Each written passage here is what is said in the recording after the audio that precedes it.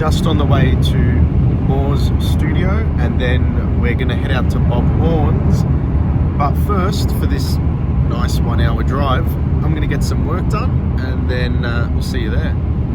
Oh wait, so you I'm in you the don't shop. see you. No, You're you in the see shop? me. Ah, you see me. Maybe No, you you see see me. Maybe not. You That's want to okay. check? I can check. Here, You you check. stay. Oh, You stay. Oh, you know what? Let me take this down. Let me take you down. Okay. Now we see you. I'm going to put auto-tune on that. Oh yeah. Some, 'Cause I'm going. some tape delay. People will like that, I think. Yeah? Yeah, and I'll get in trouble though. You'll probably be like, hey, stop producing my vocals. Yeah. Who's your favorite producer to work with? I don't Yeah. work with vocal producers. No? No, producer, like if somebody's sending you something. Who do Oh, you- who I've do you worked with a love? ton. I mean, really, everybody who's a good communicator Yeah. and good work. Yeah, it's not, a preference to me is not about like who's done the best mix or production. It's more about who's like making the process interesting, because there's projects that they might be lo-fi or might be hi-fi or might be more vibe, and some would be more. It's really about like the connection, like how we communicate, how things are presented. It's like it doesn't have to be a specific sound, or I've worked with so many mixers and producers that it's really the connection. Yeah. And it's jumping on the phone, because messages and emails are just headaches. We just saw the one today, right? Yeah, we just sold a mystery. But yeah, that's one thing. Emails are good, but how much easier is you pick up the phone? Like, we had to organise today, and you were trying to call me yesterday all day, and then I was in meetings, and we were trying to message, and then I just picked up the phone. I'm like, this is the time. Can we do it? Yeah. Yes, no, boom. Phone is always quicker. I mean, you can say a lot of things about, well, I needed to have it written down, all that. That's all good and dandy. But when you want to act quick and get an answer, the phone is the way, because even if we have emails on the phone, doesn't mean we check them. Oh, yeah. Or get to them. Or right. Or text them, or mark them unread. What is communications like at the studio, logistics-wise? Like for you, how much time are you spending on email and organising things, and how much time are you spending in the sessions? Well, most of the time I'm in the sessions. Yeah. That's because I work with gear. That's already takes more time. Yeah. And recall sheets, I have a bunch of them here. Oh, fuck. Yeah. I'm not going to make a mess of it. This for every session? Yeah. Every single session? Every session I write this. And then, there's different types of stuff. Like, sometimes they're like, and then it's a lot of work. And then I have huge trapper keepers. Oh my God. Because I went to, where did I go yesterday? That's so embarrassing. Connor Carroll mastering. He's at Studio City. Sound City Studios. He's got a room. Sorry. And he was messaging me probably 3-4 years ago when he was getting into the game, and he's like, "Oh, should I get analog gear? Should I not? This, that, the other." And I'm like, he was asking me about bits I had, like the Varimu, and I gave him advice. He chose to go all digital, no recall sheets. Do you ever go all digital, or are you always in this chain? 98% of my work is hardware. Oh, wow. In that 98%, there's a combination sometimes of hybrid, which will be doing the hardware and then adding an EQ or limit, adding something, EQ, limiter, it's sometimes a combination. And then there's 2%, 1 to 2% that's only in the box, and it's basically a decision I make based on what I'm hearing. Like, for example, if I think the actual plugins will actually sound cooler for that, then I'll do that. But it's not my default. My default is try to see what you can get with what you have here. Works great. If it works almost, maybe add the plugin. If it doesn't work with all that, then I'll go to plugins. And they sound good. What people have to understand is that I'm looking at those recall sheets, and they're giving me PTSD from when I used to be an intern. Like the amount of effort and detail to every single song, every single session, have that all written down is crazy. So what's it like when you're doing recalls? Is it bring Not up the fun. sheet? Not fun. Not fun. I bring up the recall sheet, and then I also write notes inside. So I can't. There are certain things I'll keep in the session and write them because they're more kind of transitional things. Yeah. And there's that too. And then I kind of work weird, but I also have another computer for sequencing. Oh, okay. Yeah. And there I also have other stuff too. So it is a bit more complicated. And yes, you finish a session and now you've got to write it down and you're like, oh, now that's like you finished the session, but you didn't finish it. You only finished the prints. Now you got to write down the stuff. And yes, it does take time. There are other solutions like programs that have like the hardware pictures, but I still like to write it on paper. And could you set a GoPro up on the ceiling there, and then you just click a button, it takes a photo? You know, years ago there were studios that used to do something like that, not with a GoPro, but like a camera. And they also had a screen, like a projector, and they would project on the gear. What? Where's this? I forgot. I mean, yeah, okay. But this was, I know of this like for a long time ago, that there were engineers that had a video camera, and they would, take the picture, and then if they had a projector, they would project it, and then you could move the knobs.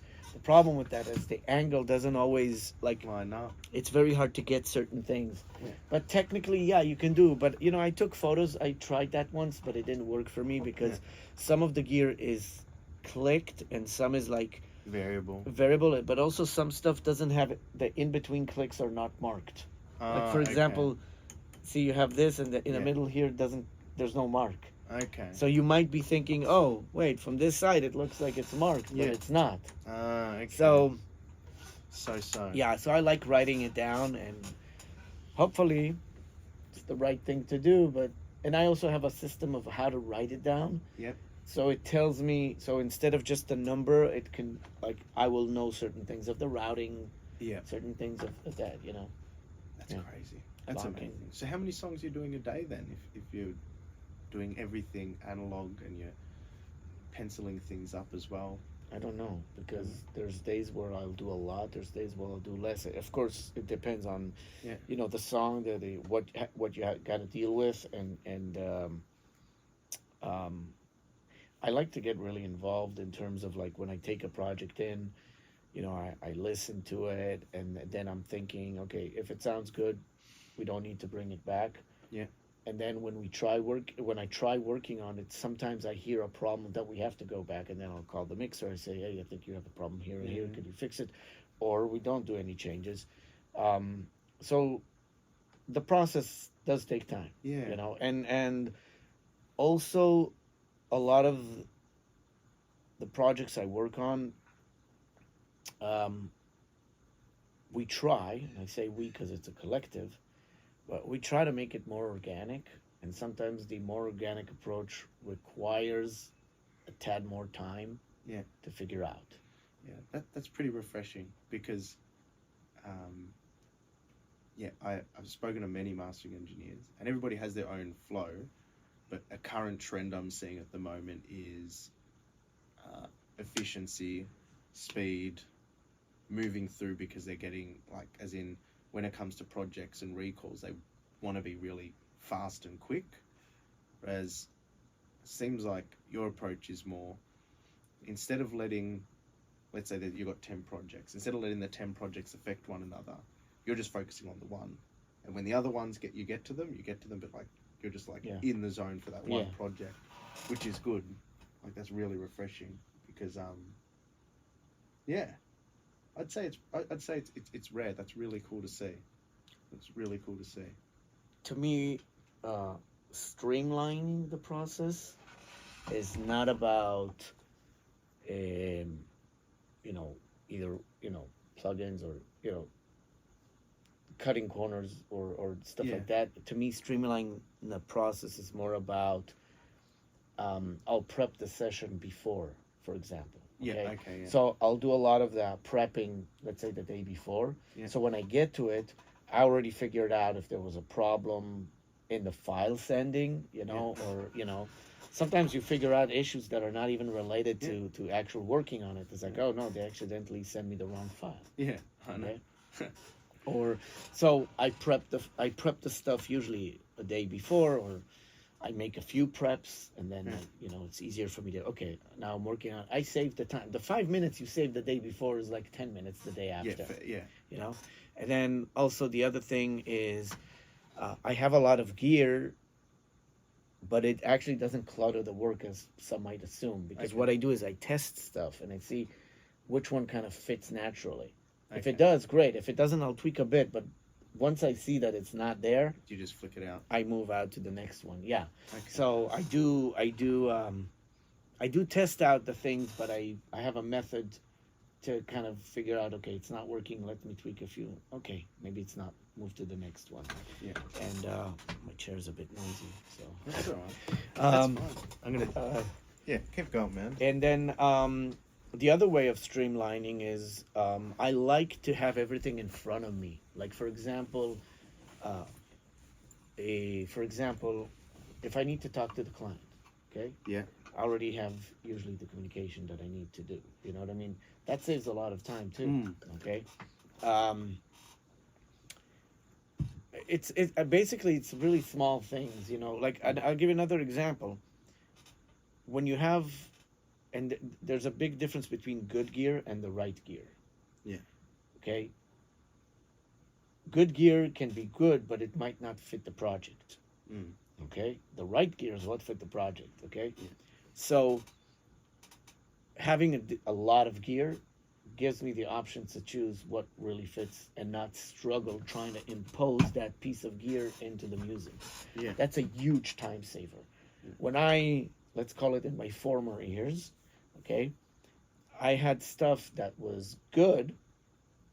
Probably in a lot of studios they use it, but not every time it would work for the project, and I would sometimes struggle trying to fit it in instead of understanding that and that is not always a good connection. They might work together to a certain degree, but it's not the best thing, and imposing it is not going to help it. Yeah, and that's I ended up getting, like, when I started, the Crane Song Ibis.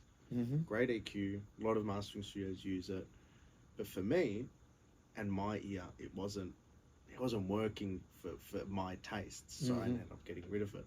And what I'm thinking, because I'm looking at your stuff that you've done with Handy Amps, is that each of those flavors are your ear. It's not necessarily I wanted a compressor, I want a saturator, I want this. It's like, this is how I hear the music, and this is a very specific way I like to address it, because I see a parallel, like, with the way I work, or I think any engineer would, where they go to a certain tool because it's not because the tool has its prestige or it does a special thing. It's because when you're leaning into the music and you're hearing something, that tool tickles your ear, so to speak. So that's what I'm thinking. Like, when you put these pieces out there, like, you're missing links. You know what? I look at gear as like friends. Okay.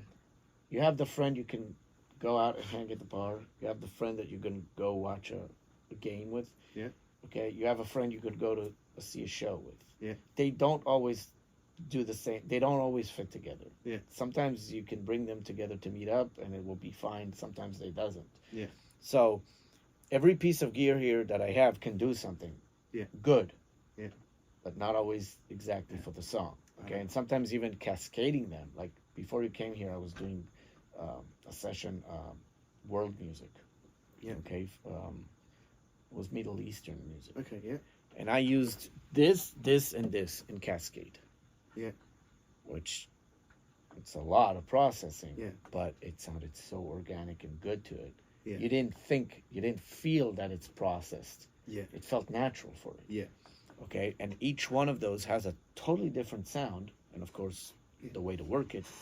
But that's how I look at it. You know, you combine things. You know, just like with paint. You know, you could have red, but you can have a bit of more white in the red, and it becomes a bit pinkish. Or the magenta change. You know, like you can. The different hues. Different hues, right, and brightnesses. Yes. And contrast. Yeah, contrast. Yes.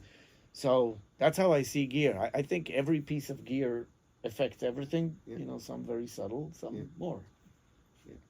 Could you live without it? Of course, you can live without everything. Come on, Good. Let's face Good. it. Good. So if you were to like, let's say if you had your laptop and not this stuff, what would be your desert island tools to help you through a mastering session? I don't know. I would have to try out stuff. Try it stuff. Look, you can do really like no. Let's just be honest with Yeah. ourselves. Okay. If I give you an EQ, Yeah. even a bad EQ, and a limiter, Yeah. Yeah. you would get a result. Yeah. Would you be happy with it? You'd probably be less happy than if you had something really good in Yeah. your hands. But if it leads you to something that you think is an improvement of upon what you had before sonically, Yeah. then it did the job, okay? But I don't go by that. I don't go Yeah. by, oh, well, Yeah. you know, it could do the job. No, I want to enjoy what I'm doing. Yeah. And I want to feel like I'm giving something to the project that's really cool. And if Yeah. that is in the box, great. But if it's not, that's great too. Yeah. And That's I'm not trying to say, oh, I couldn't live with that. No, of course you can. Yeah, I mean, come on. Like, Yeah. I grew up on, you know, when we started out, I mean, I didn't have all this gear. I had Yeah. like the cheapest stuff around, you know. You would play with it. Oh, maybe it sounds good. You know, it was crap in a good way. Is there anything that you still have from when you started out in this collection? Like, what's the oldest bit of gear in your chain? I don't have it. You don't have any of that in your... No, not because they're bad. It's just that, you know, when I started out, I had, I think the first piece of gear that I was like, wow, excited about. And again, this is like when I didn't even know anything. Yeah. Compared to, I had a TL Audio Fat Man compressor. Cool. You know what that was? The square one with the yeah. meter in the middle. Yeah. I remember that was my first mastering compressor. Yeah. And I had an industrial band that I was part of. I have a former life that I was a musician and a broadcasting engineer and other stuff. But I remember mastering an EP Yeah. of our own band, okay? And I used that Fat Man. And I think then I just put a limiter after that. Yeah. I don't remember exactly, but I remember we sent that EP around. Yeah. And I forgot the name of the guy, but he was in a huge band in Europe. And he heard it and he asked me, how did you get that loud? That's and that's kind of the era where loudness was big. Yeah. But they didn't get to the loudest records yet. You know, it was loud, yes, and it was slammed, yes, and it worked. To tell you it's good, no, it wasn't that great, but it was there. decent enough for people to get excited. Yeah. But that piece of gear was my first piece of gear that I could actually push into the compression. You know, drive into it and drive lean into the in. tube and drive into the compression, and it had presets on it. Oh yeah. I think that was the first piece that I owned that and I had other stuff. I had like SPL stuff. Yeah. The Vitalizer MKT2, Oh, they're MK2T, and I had a bunch of Yeah. stuff. You know, usually what happened is I would buy it in the used market. You know, because a lot of that gear was good, but it would drop in the used market. Yeah. I did even a record. This was actually a good record that I liked. That I got business from it actually.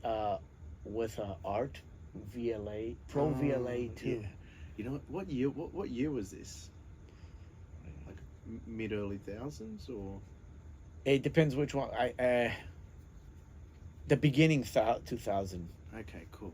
Because when I was starting out, 2011, 2012, all the gear you're talking about is all the stuff that I was looking at when I was starting out, because I was looking at, okay, I can't afford a Manly, or I can't afford this. I'm like, oh, what can I get that I can just start experimenting with hardware? And I had the JDK R24. Is that the EQ? That's the EQ that they Right. did with API. It used to have a different name because they had before JDK they had another name for and it was looked like an army surplus. Yeah, it's green. It was green. Yes, Yeah. it had a different name because I bought that EQ. Yeah. I bought that EQ around, I'm trying to think, 2008 or 9. I bought it, but I returned it, and I don't remember. They had a name for it. It was a different company under API. Yeah, but like gear like that and the TK and all that sort of stuff, I remember getting when I was starting out. And you're right, like it will get it better, but it's not the flavor. It's not the end result. Like it gets you make an improvement, and you're happy with it. But then you start to experiment with more gear and new gear as your career goes on. And yeah, Actually, TK is a good company. They have some good products out there. I haven't followed, have they brought out anything new in most recent? I don't know. I mean, Yeah. I remember from a long time ago they had an EQ with MS. And by the way, SPL had amazing stuff. They look great. The Vitalizer's a classic. It's a classic, yeah, and it did so good for a lot of stuff. What they've done recently, their new stuff, like they've really went hard on the mastering market and really geared towards it. I still own an original PQ 2050 with the motors. Oh wow, cool. I have that in my storage. Oh. And you move one knob, it moves the other, and there's preset. Yeah. You can save presets, and it's really good EQ. It's the old one. Okay. And also I had the Iron. The Iron, yeah. And I had the Charisma. Yeah. Which is the tube saturation. And I had a bunch in what else? A Vitalizer MK2T, and I don't remember. Also had Charisma 8. I also had an 8-channel version. Oh wow. Yeah, I had a bunch of. See, I used to do, again, I have a former history that's different. I was doing experimental music, and I had a ton of stuff. And like I said, you start with the cheap stuff you can afford. But that was like a long time ago. Yeah, and I would buy it in the used markets because it was really expensive to buy new. Brand, yeah. But a lot of times, that's, by the way, the era when people were starting to sell gear. Yeah. Because studios were, closing down, and. But now people are holding on to it because I think a lot of gear in the second-hand market's actually going the opposite way. It does. Like it's going the opposite way now. Yep. If you got the right pieces. Yeah, some pieces. Are actually going way up. Way up, I know. Yeah. The Verimir as well.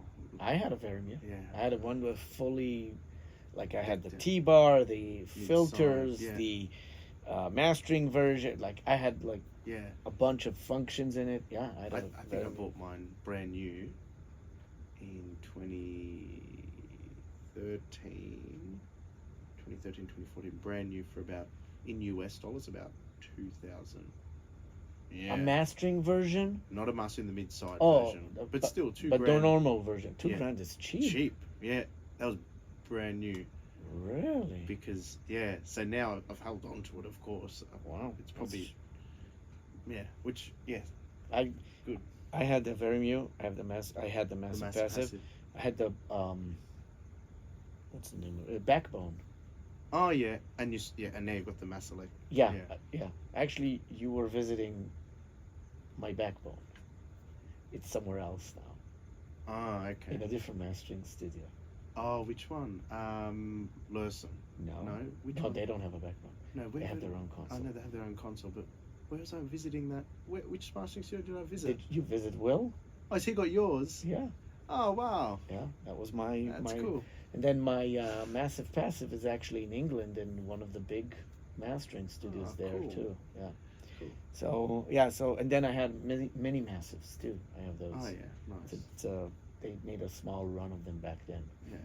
So I had that, and I have I have Massillek stuff. I have a ton. You know how many? You're not the first person where I went to a studio, and the gear is from like somebody else I'm meeting and whatnot. Like the community here in LA is like, it's a big place, but it's small. Everybody knows one another. Everybody's gear's at somebody's studio or getting borrowed or something. I think that's really cool. I usually don't sell gear, but what happens is once in a while I work on developing a new thing. Yeah. And when you develop, you have to spend a lot of money because you're creating prototypes and the parts. It's an investment. So once in a while I would be, hey, I got this and this for, I'm selling this. And I usually sell to friends of mine. I prefer doing that. How long does something like the handy amp, like one handy amp unit take to make, not to physically build, but like from concept, R&D, iterations to market? What's the time? Takes a while. Oven took us a lot of years. The stove took some years. The thing is, it's really changed based on what the unit is because, the more that the concept is solid, it's easier to figure out what you want. Sometimes the concept is really big, like a lot of things, and then you kind of, okay, let's do this, and then you get, okay, let's take that out, take that out, take that out. This doesn't work. It takes time, and it's each one of them is totally different. Is the Hendy crew based out here in LA? No, Handy is in Texas. Okay. And they're their own company. Handy is a company on its own. Know, but it's still that collaboration. Right. We have the collaboration. It's called the Signature Series. Yeah. Currently we have 6 products, but we're going to have probably close to 10 in next year. Yeah. We have the oven, the stove, the grill, the cooker, the steamer, the roaster. You like cooking? No, but I think music is cooking. Okay. You know, I mean, it's I saw the barbecue section outside, and I'm like, oh. Yes. Well, here's the thing. Both me and my wife, we like to have people. We like to entertain. Not entertain. We just like to have friends around. We're not like people who entertain. It's more like we want to go sit out and eat. Yeah. You know, with the family or the friends. It's not the entertainment thing. It's more of like, we're just like, we're very friendly people. Yeah, okay. You know, we're not the social butterflies or anything like it. Yeah. I get it. You just want to enjoy time with people that are special to you. Yeah, people I like. You know, I hang. You know, I'm not a snob. You know, people come meet me like, yeah, cool. I'll be happy to. And sometimes you feel the person's really cool and you want to hang with. So the cooking thing is just that I really felt that. When you mix or produce or master, you're really cooking. You're putting ingredients together. Yeah. There's different amounts of how much you put of that spice and that spice. Now, when you cook, it takes time, right? It takes, you heat up stuff, so it just made sense. And usually the whole concept of the name, it's funny, but the name actually represents what's happening in a lot of cases. All right. So, like, when you say the oven, you understand, okay, it's going to heat it up and warm it up, and it does. And the grill? Well, the grill is the most aggressive unit. Okay, cool. So you're grilling something, you're not expecting it to be smooth and easy. It's going to be like your charcoals, you're going to do stuff. And the cooker? Cooker is very subtle, because you can just cook a bit. Okay. It's like everything has a name to it. Yeah, that's cool. That's really cool. I was going to ask you some questions about, like, with Handy if you've been to their Texas stuff and whatnot, but now I'm just getting hungry. Then we can talk about other stuff, but you won't be hungry. Yeah. But by the way, like, I've done stuff with Roger Foote, the workshop. Okay? Oh yeah, that's a different concept. Have you got his limiter? No, I have. With Roger, I've done 3 units. The workshop, the bench. Yeah. And I have here the torch. It's inside there, and they're all custom. The workshop, the bench, the torch. Yeah. So it's like no kitchen. No kitchen. kitchen. No, this actually came from a different idea. Okay. So the concept actually is, when you look at the piece of gear, you'll understand the workshop is different working elements. Yeah. And you can combine them or have them separately. And they're all, isolated on their own, but they can merge together. Mm. And basically they're tools. So the workshop is like somewhere that you start working on something, and the bench gives you like switches, and you can, okay, that's on my bench. Okay. And the torch is because you're lighting up stuff, but kind of, it's like the Bunsen. But then I have other developments. Yeah, my English. Okay. I have other developments with different companies. Sometimes you'll see my name on the product, sometimes you won't. Yeah. Sometimes it's a consulting thing. Yeah. Oh, that's cool. That's really cool.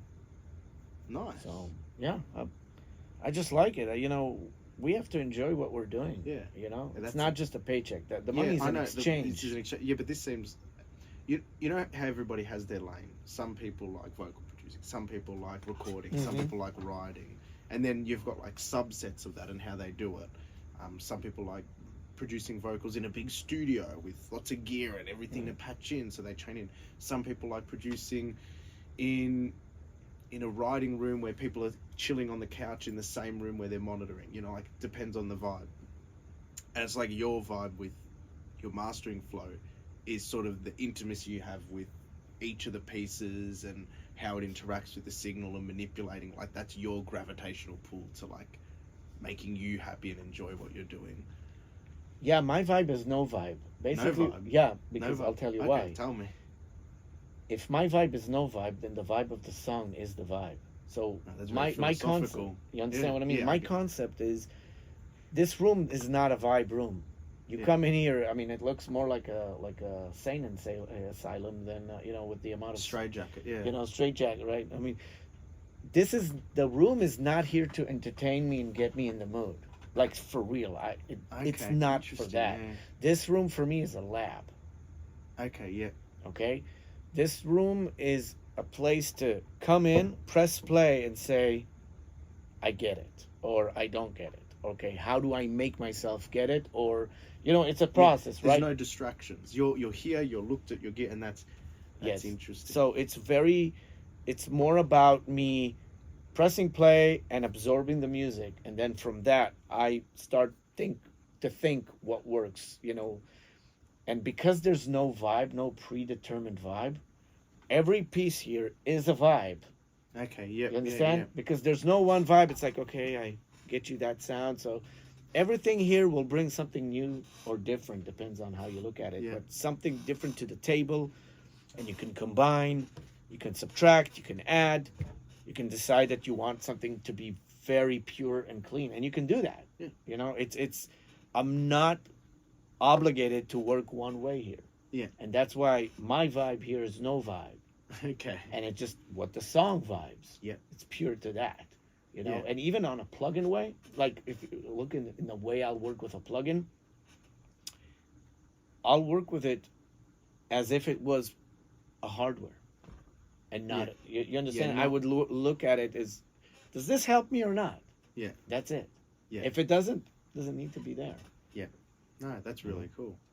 I don't have that attachment. That's my sound. Yeah. No, my sound is not my sound. My sound is a reflection of someone else's work, Okay, yeah. and I bring into that. Now You lean into it, yeah. yeah, and you can say, well, I do hear your work. Yeah, you might hear my work because you're comparing the two, or you're comparing a few different masters that have done.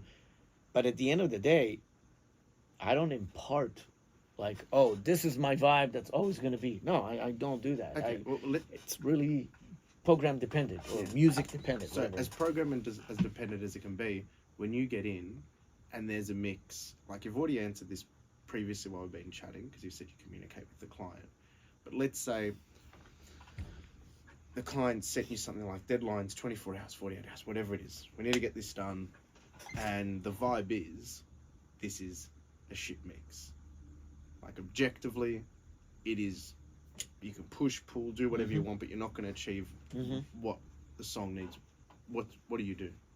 Well, if we have 24 hours, you agree with me that we have time. Yeah. Okay, Okay, let's yeah. start with that. So question is he near the mixer? Like, is he near, if unless the client is the mixer, is he available? Yeah. Can he go on the phone for a second, or email or text, and can we communicate for a second and see what we can fix at that time? Again, we have 24 hours, and I've done sessions where I've done 3 days in a row. Yeah. Like, I know what it is. If you need, we can do that. I'm not saying it's Impossible. Yeah. it's impossible, and I'm not saying it's welcome all the time. Yeah. No. It's not, oh yeah, of course, let's do 5 days in a Yeah. row, I'm on the floor already. But what ends up happening then? So if we can do fixes on the fly, we'll do them. Okay? And if you can't? If we can't, then what we do is we try to make the music sound like it was intended to be that way. Okay.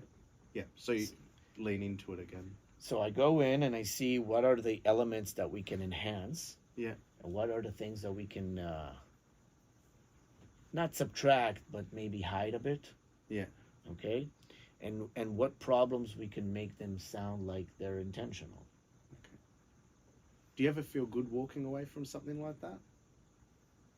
What do you mean walking You away? know when you not in a negative light, but when you finish a master that's a really great mix, and it's dialed in, and you crank the speakers and it's blasting, and you've got this excitement and joy because you're like, this is the master print, and you capture it. Do you ever get that feeling when you work on a project where you've had a bad mix, it can't get fixed, and you're sort of trying to hide the things and make it work? I have a long answer for that. Every mixer, producer, mastering engineer has a bag of great stuff he's done Yeah. has a bag of okay stuff he's done, Okay. a bag of good, better, and crap. Yeah. You want always to have the better, good, okay, All the good. time. Yeah. You least want to have the worst Yeah. one, the crap ones. Sometimes it's circumstantial and you got to live with it. Yeah. As long as you know that you felt that at least what you did gave it some kind of life, Yeah. and improved it to compared to what was given, Yeah. then at least you did the best you can. Or instead of using the word the best you can, because best is subjective, Yeah. at least you did something that the client is happy with. It's Yeah. still subjective, but he gives you the approval of it. Then you can walk away from, and you can say, it's not walk away. You can just say, okay, Yeah. I was there and I did what I could. Yeah. Walk away from something means You relieve yourself of the responsibility. right. Yeah. And let's face it, artists have usually a certain amount of records they've done, and they need to live with it. Yeah. We need to live with a result to a certain degree. Yeah. Okay. Sometimes the best records we've done are not successful. Yeah. Sometimes the worst ones are, Yeah. and sometimes in between. And a lot of times I find that, you would work with an artist assuming that that's going to give you a lot of work because it's a high profile and it's, getting attention, but you don't get even work from that. And then you find yourself doing this really small artist, but people are digging it and they're hitting you up. Yeah. It's unexpected. You can't really expect the results. You can just assume. Yeah. And you can just, you can try to make it better than what it was. Yeah. That's a good starting You know? point. I think something you said resonated with me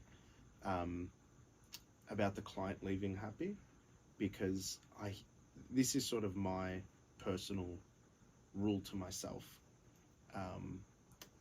I never work on anything that I wouldn't put my name behind. So on my Instagram, every single, it's a bit slow now because I'm a bit lazy on updating it, but every week, 2 weeks, every month, I put all the songs I've worked on. And I put all the songs I've worked on, great bucket, medium bucket, the small amount of low bucket, because I remind myself I made that client happy.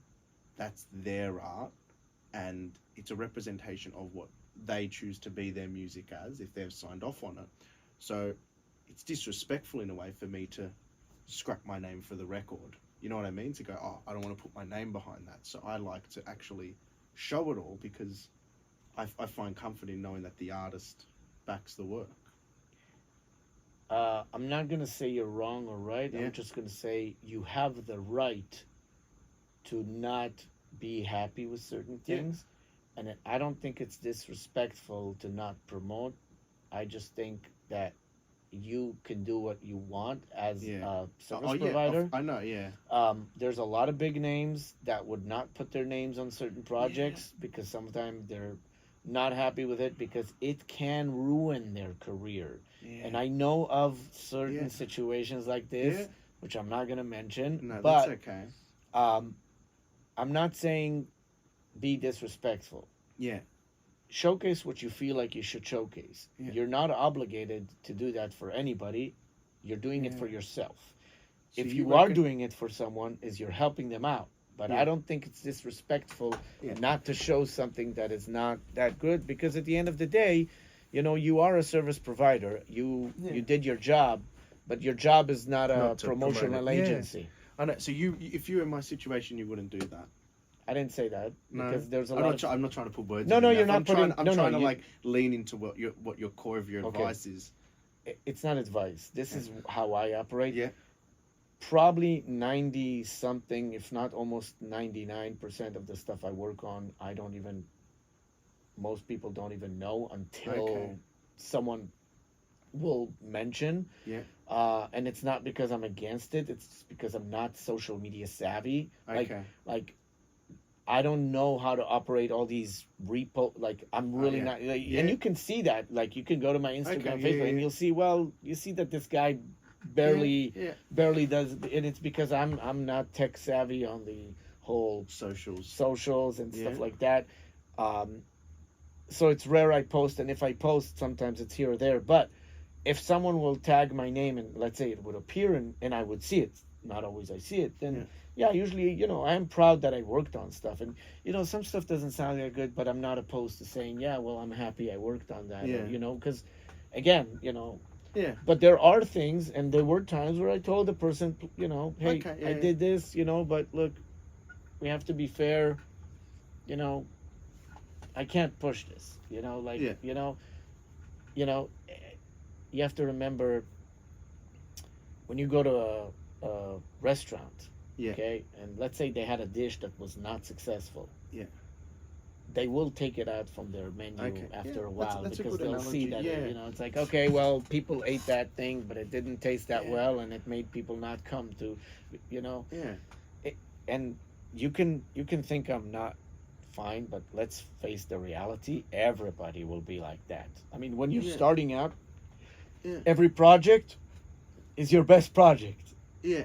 But I believe that now, how many years you've been doing this? 10 years. I've That's a lot. did a lot of It's a projects lot. last year. I'll tell you this: if you're in this business even 5 years, Yeah. and you're working, that's a lot. Okay. In the 10 years, I promise you that if you look back, you'll find out there's a bunch of stuff you didn't promote. Oh shit! Yeah. There's so much stuff I miss. I guarantee. Yeah. And you probably look back and say, well, you know what? Maybe it's better I don't talk about it much. No, not talking about it much is one thing. I'll put it this way: there are certain projects I talk more about. Okay. Yeah. What you said now is basically certain stuff I will promote. Certain stuff I can put a thought to it, but I'm not going to jump on it. Yeah. Yeah. There's records I've done that I'm proud that I did it, not because it came out good, it came out bad. I'm proud that I did it because I have a story to tell to myself. Yeah. I learned something. Yeah. I got experience from it. I learned what not to do. Yeah. Okay? Yeah. In our career, a lot of our work is experimental. Yeah. Which means we do something, we learn from it. Mm. We made it good, great, we learned a lesson. We made it bad, and we need to make a revision, we learned from it. Okay? Even emailing communication and finding that accidentally you sent the right master to the company, but somebody played with it and made a Q image out of it and ruined it, and now it doesn't sound like your master. Yeah. Okay? At that moment, you learned a big lesson. And what's that lesson that you learned? That someone can ruin your work without you even knowing it. Yeah. Okay? Yeah. So that's what I'm saying. A lot of our work is experimental. Yeah. And it's educational. Yeah. And once we understand that and you put that in front of you, you know how they say you practice medicine or you practice. Why do they say practice? Because you're always learning. Okay? You're learning. Yeah. So once you put that in front of you and you're like, okay, I'm practicing my profession. Yeah. Then you understand that there's always a learn. There's always a new thing. Yeah. New thing, educational, mistakes. And a lot of times you don't even know that there's a problem out there and you're not at fault. They'll put you in fault because they don't know what they did. Yeah. But then it bounces back to you and you're like, oh, this is what the mistake was. Yeah. And at that moment you learn something new. Yeah. That's really good. For anybody watching, this is a learning experience for me. Then this is why I engage in these things, and I'll ask questions or I'll say, "This is what I do. What do you think?" Because you get to extrapolate a simple thought into a set of what is. It's a complicated industry with lots of different moving parts. And question for you: do you think? And this is where I do want advice. Do you think I should be very conscious of what people see in my discography? Very good question, and I'll tell you this. Because I got a big discography. I got lots of records there to put out and promote. So how much you have, like in just 6,000 projects in the last 10 years. That's a lot of Yeah. projects. This is how I see it. A discography is very important. Okay. Yeah. Now, when you're a big name and you had like huge artists, you don't have to put 6,000. You could put 10 or 5. Yeah. Because they're big enough for people to see it. Okay, he's done that artist and that artist. Yeah. Cool. That works for me. Yeah. Now, on the other hand, if you do a lot of mixed type of projects, like for example, mixed would be different genres. Yeah, which Okay. is very common with me. then in that case, I would say you need to put a lot of your discography because people would like to see the different stuff. Yeah. Okay. Now 6,000 is a lot. I mean, don't expect to put a YouTube No. page with Listen, 6,000. no. I don't know how many I've done. I know that the databases don't even have close to. All music and disco, they don't even have close to. Music.io for me has 1,500. That doesn't track everything. Right. Yeah. Because it only tracks streaming from one platform or two. Yeah. But even the All Music. Yeah. And Discogs, which have cassettes, vinyl, and all that, they don't even have a quarter of or a tenth. Like it's missing a ton. Properly. Yeah. Exactly. So, so if someone would go to these platforms and look at what I've done, they'll see stuff, but it's not everything, and they'll miss a lot of stuff. Same with you with Musa. I mean, Musa is one platform, All Music is another, Discogs another. There's a bunch of other platforms. They're always going to miss stuff. You know. So with you on your, like, let's say I haven't looked at your website, but on your website or with your branding, do you go for the 5 to 10 projects, or do you go for the variety? I go for the variety. Okay, perfect. Because also a lot of people know me from certain genres and don't know I do others. Yeah. Well, that's how like that's the branding which I know you for. It's like metal, hard rock, records.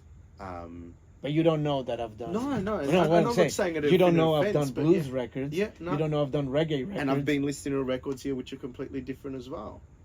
Exactly. So that's the thing is, I the reason I got a name in that industry in that style is because I've done some icons in that style. I mean, like Faith No More. Okay, that's a heavy band. Okay, or Sepultura or Halford or Yngwie or Armored Saint, El Nino, Starset. Yeah. But I've done prog rock in a huge amount. I've done six albums with and I've done Nectar and other bands on Dream Theater. I've done a lot of bands, right? But also I've done artists like Meatloaf or William Shatner.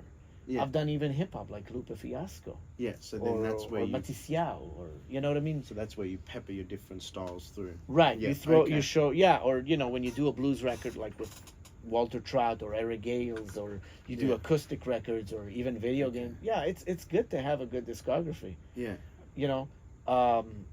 I think I need to update. It's not a bad thing to throw what you have there. Yeah. To throw it in front of people's face. Okay. Like, let's face it. It doesn't make you look flashy and it doesn't make you look humble. It just makes you. Just says what it is. It is what it is, and we a lot of times we attach to things that are not really what they are. Yeah. If you come here, let's say you meet me and you say, "Hey man, I did this and this and this." Okay, that's good to know. Yeah. I see that as a positive thing because now you're informing me what you're good at. Yeah. And what you can handle. And then you can decide what to take of it exactly. On the way out. Yeah. Yeah. As long as you supply me that information, I can work with it. That's actually one thing. When I was at NAM networking with everybody and connecting at parties and stuff, the best thing people could do for me is on their Instagram, in their bio, just have artists they've worked with. Yeah. And that way I know, you work with so-and-so, so-and-so, so-and-so. Cool, I dig that. Or you work with so-and-so, so-and-so. That's not really in my style or my vein or something that I connect with. You know what I mean? The worst thing is when they have nothing on there. And Mine, I don't have anything. I don't. Yeah, well, you should update it. No, well, the reason I take our own advice. No, here's the thing. No. I do put my website.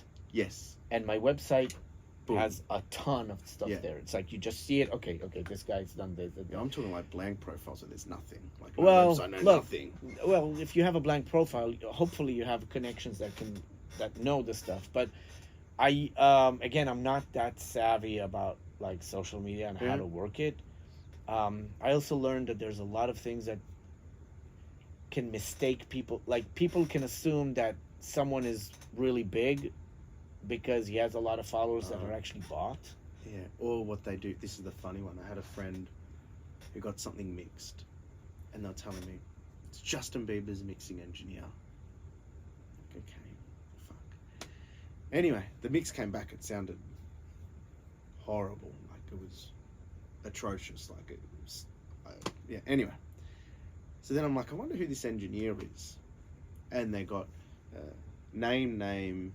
Mixing engineer on their website. worked with blah blah blah Justin Bieber. So I go on Discogs. They did one guitar track on a Justin Bieber song. Oh, okay. And then they've used that in their mix profile, and I'm like, that sort of stuff kills me as well. Yeah, you have to remember that, the affiliation is very powerful. But it's not necessarily the skill set as well. Right. I have clients and friends that are in bands. Yeah.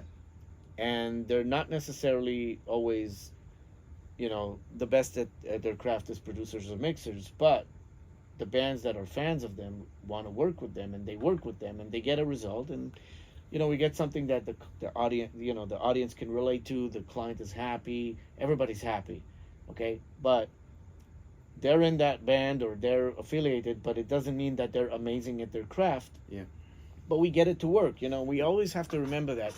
Credits is something that sometimes we don't even get credits. There's records I've done that you won't see my name on them. Not because they didn't want to put my name. It's because they printed the sleeves for the vinyl or the booklets for the metadata in. Yeah, that's happened. And sometimes when they printed, they printed so way before it was even, when it was even in the recording process or mix. Yeah. So they didn't even know who's going to master it. And there's a bunch of big records that don't have the name who mastered them. Yeah. Big, like some of the biggest records don't even have that sometimes. Yeah, I've seen that before. And a lot of databases don't have the information. So, you do your diligence. Someone tells you I've done this and that. Okay, you can ask them for work that they've done to listen for. Maybe you can say, hey, can you do a test mix or master? Yeah. I was about to ask that. What questions, if somebody's looking for a mastering engineer or a mixing engineer, what are the right questions to ask to figure out if they're a good person for your project? What questions should they ask to discover or qualify that person? I would say people who worked with them. Okay. So people that that work with them, or just people in general? If the connection is someone who worked with them that you know personally, or you know people that worked with those people, it helps, because then, someone can say, yeah, I worked with him, he's really cool, or or the other he can get really angry at you or whatever, I mean, that's not a bad thing. Sometimes you gotta have people angry at you, because you need to know, okay, I'll, I mean, the dynamic thing, I learned that good dynamics is not always being calm and all that. Good dynamics is both sides understand that tension can happen, but they also know that, if that happens, as long as each side wants for the good and wants to help, then you can rectify. I've worked on sessions where the tension there was like so crazy, but at the same time, we became great friends because of that. Because, the arguments, we kept it like we kept it in a way that we both knew we want to help each other. It was constructive. You're working constructive and respectful, and it's like, look, I don't think that way, and I think, or they're like, yeah, but we want this. Okay, let's work it out. Situations happen, and I think. Oh, hey, Hebrew, who opened you the door? She did. Oh, my wife. Yeah. Well, guess what? We have a surprise. What's that? Bob Horn. Sit down. Oh, you're on there. Yeah. Actually, the legend. So now we're going to interview Bob Horn. So how you doing, Bob? I'm good. Good. Interview over? Okay. That's it? That's it. Okay. Yeah. Now we added another guy. Yeah. Mom was just giving me advice on what I should have across my, like, with branding, with discography, what to share, how much I should share, if it should be one style or multiple different styles, and what's your take on it? I tend to share the most popular styles and let everyone else discover everything else. Okay. I don't know. Like I also, if I feel like real fond of something and the people, like, I'll share that too. And if I'm real happy with how it came out, and I don't know. Like, there's certain genres, certain songs where I don't want to give someone the wrong idea, like, oh, that's what he does, because there are a lot of people that only do one thing. Yeah. And because I don't, certain genres that I might do a little bit of, I don't push those as far as my brand, just because I don't want to get pigeonholed into that when I do a lot more of this, you know? Yeah. What about the situation where we were talking about if there was a project that sounded crap, and are you like you're not happy with it? Are you going to promote it?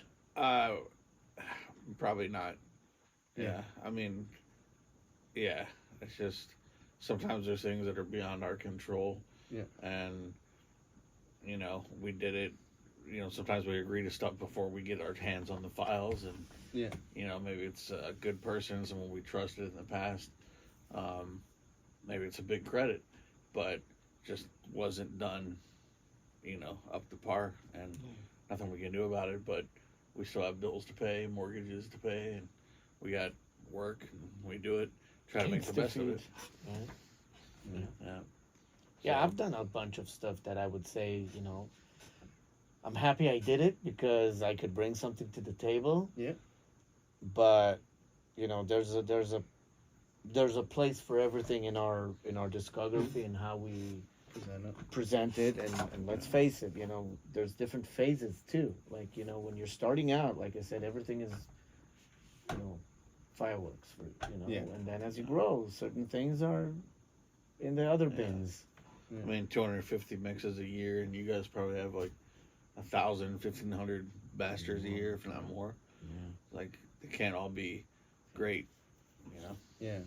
But, Very true. yeah. And then ourselves, sometimes we have a bad day, you know? Yeah. You know? Yeah. It's actually good when the clients pick up when we have a bad day and they're like, hey, you missed this. And then like, oh, shit. Okay. That's the one good thing about mixing is in your stage with mastering, they're almost always ready to have it the next day. You know, they want it really soon. In my stage, being that it's the second to last stage, there is a few days where you can be like, I'm not feeling it today. I'm not going to do a good job on this. Let me do some tom editing and I'll do a mixing tomorrow, you know. And then you wait and then it turns out to be better. Yeah. So I do have that benefit a little bit. Yeah. I think they're going to cut that time as well. They're going to be like, oh, we need it in an hour. And then you have those projects where the client ruins it. Just kidding. Oh, there's a lot of that. Oh, yeah. I had a band split up during mastering. During mastering? Yeah. How come? They couldn't agree with each other. Because what happened is they liked the master, but then two other members wanted something else. Can you make it brighter? Whatever. So I made it, right? And now they have a version that two people in the band like, and they have a second version that two other people in the band like. Right. Okay, and now they're arguing which one should be. Oh. How much was the move? Like, was it like a half dB or a dB? Was it a big bump? No, Still wasn't a big. Well, maybe a dB. Yeah, because even Maybe. like, But sometimes, Ronnie James Dio said this: bands can't be a democracy.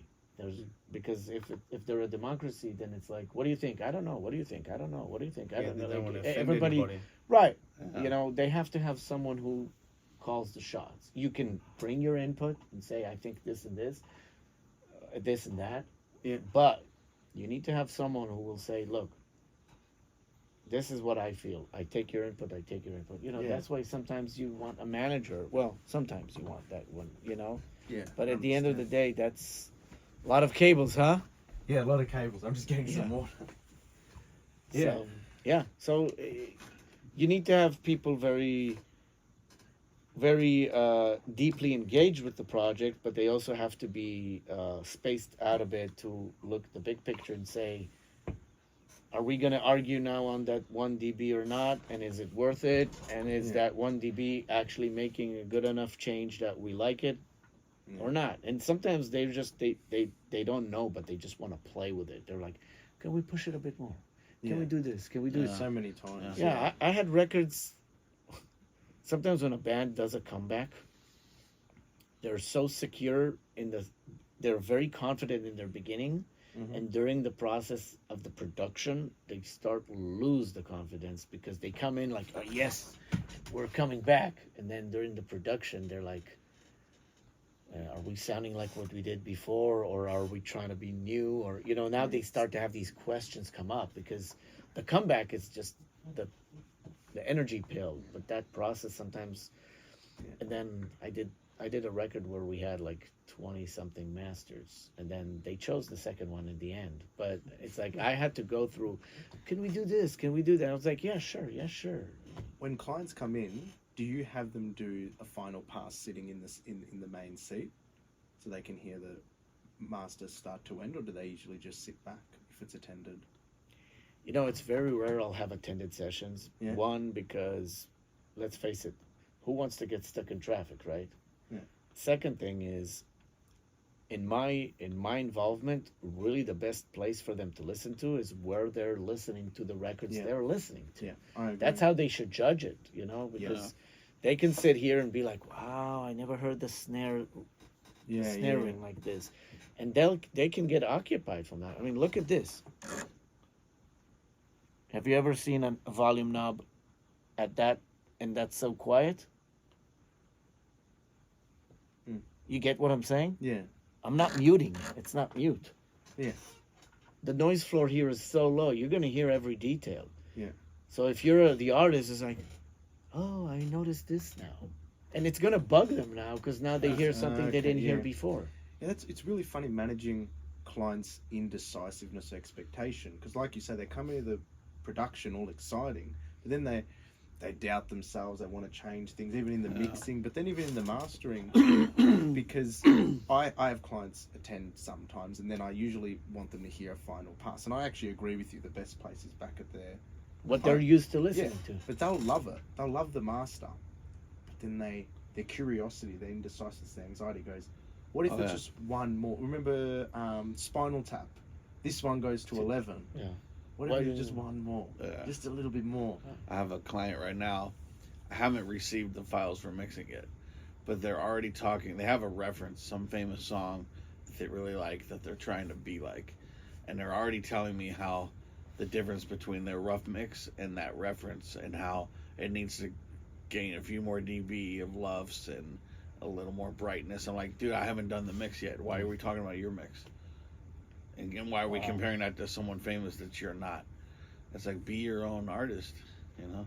Trust the person that you hired that hasn't even started yet. I think the first time I came across what I would call educated but unprofessional, which means artists that they learned about a lot of that stuff, but they don't know where the educational factor is actually working against them. This was probably 18 years ago. I remember this because it was the first time I've ever seen a situation. Yeah. I sent a master and it sounded really good. I'm telling, like, not just me saying it's good. The producer loved it. Yeah. Okay, and it's a big producer, not somebody who doesn't know their shit, right? Mm-hmm. And I sent the master. I said, hey, check it out. They're like, this is great. She loved it. He loved it. Like, everybody loved it, right?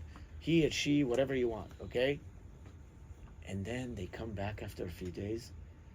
We're not happy with the master because every song has a different RMS and peak level. Okay. So I'm asking, what do you mean? Like, I mean, level-wise, they're flowing together. There's a perceived level that you kind of go through. If it's a song that's a bit more calm, it needs to be a bit more dynamic. If it's energetic, it goes up. No, we want every song to like I was asking them, and they're like, it should be the same. Yeah, I mean, that's not even broadcast doesn't have everything. I know. And back then there was no LUFS. Okay, it was only peak and RMS, but they were basically just metering it. Doing like a analyze or something. Yeah.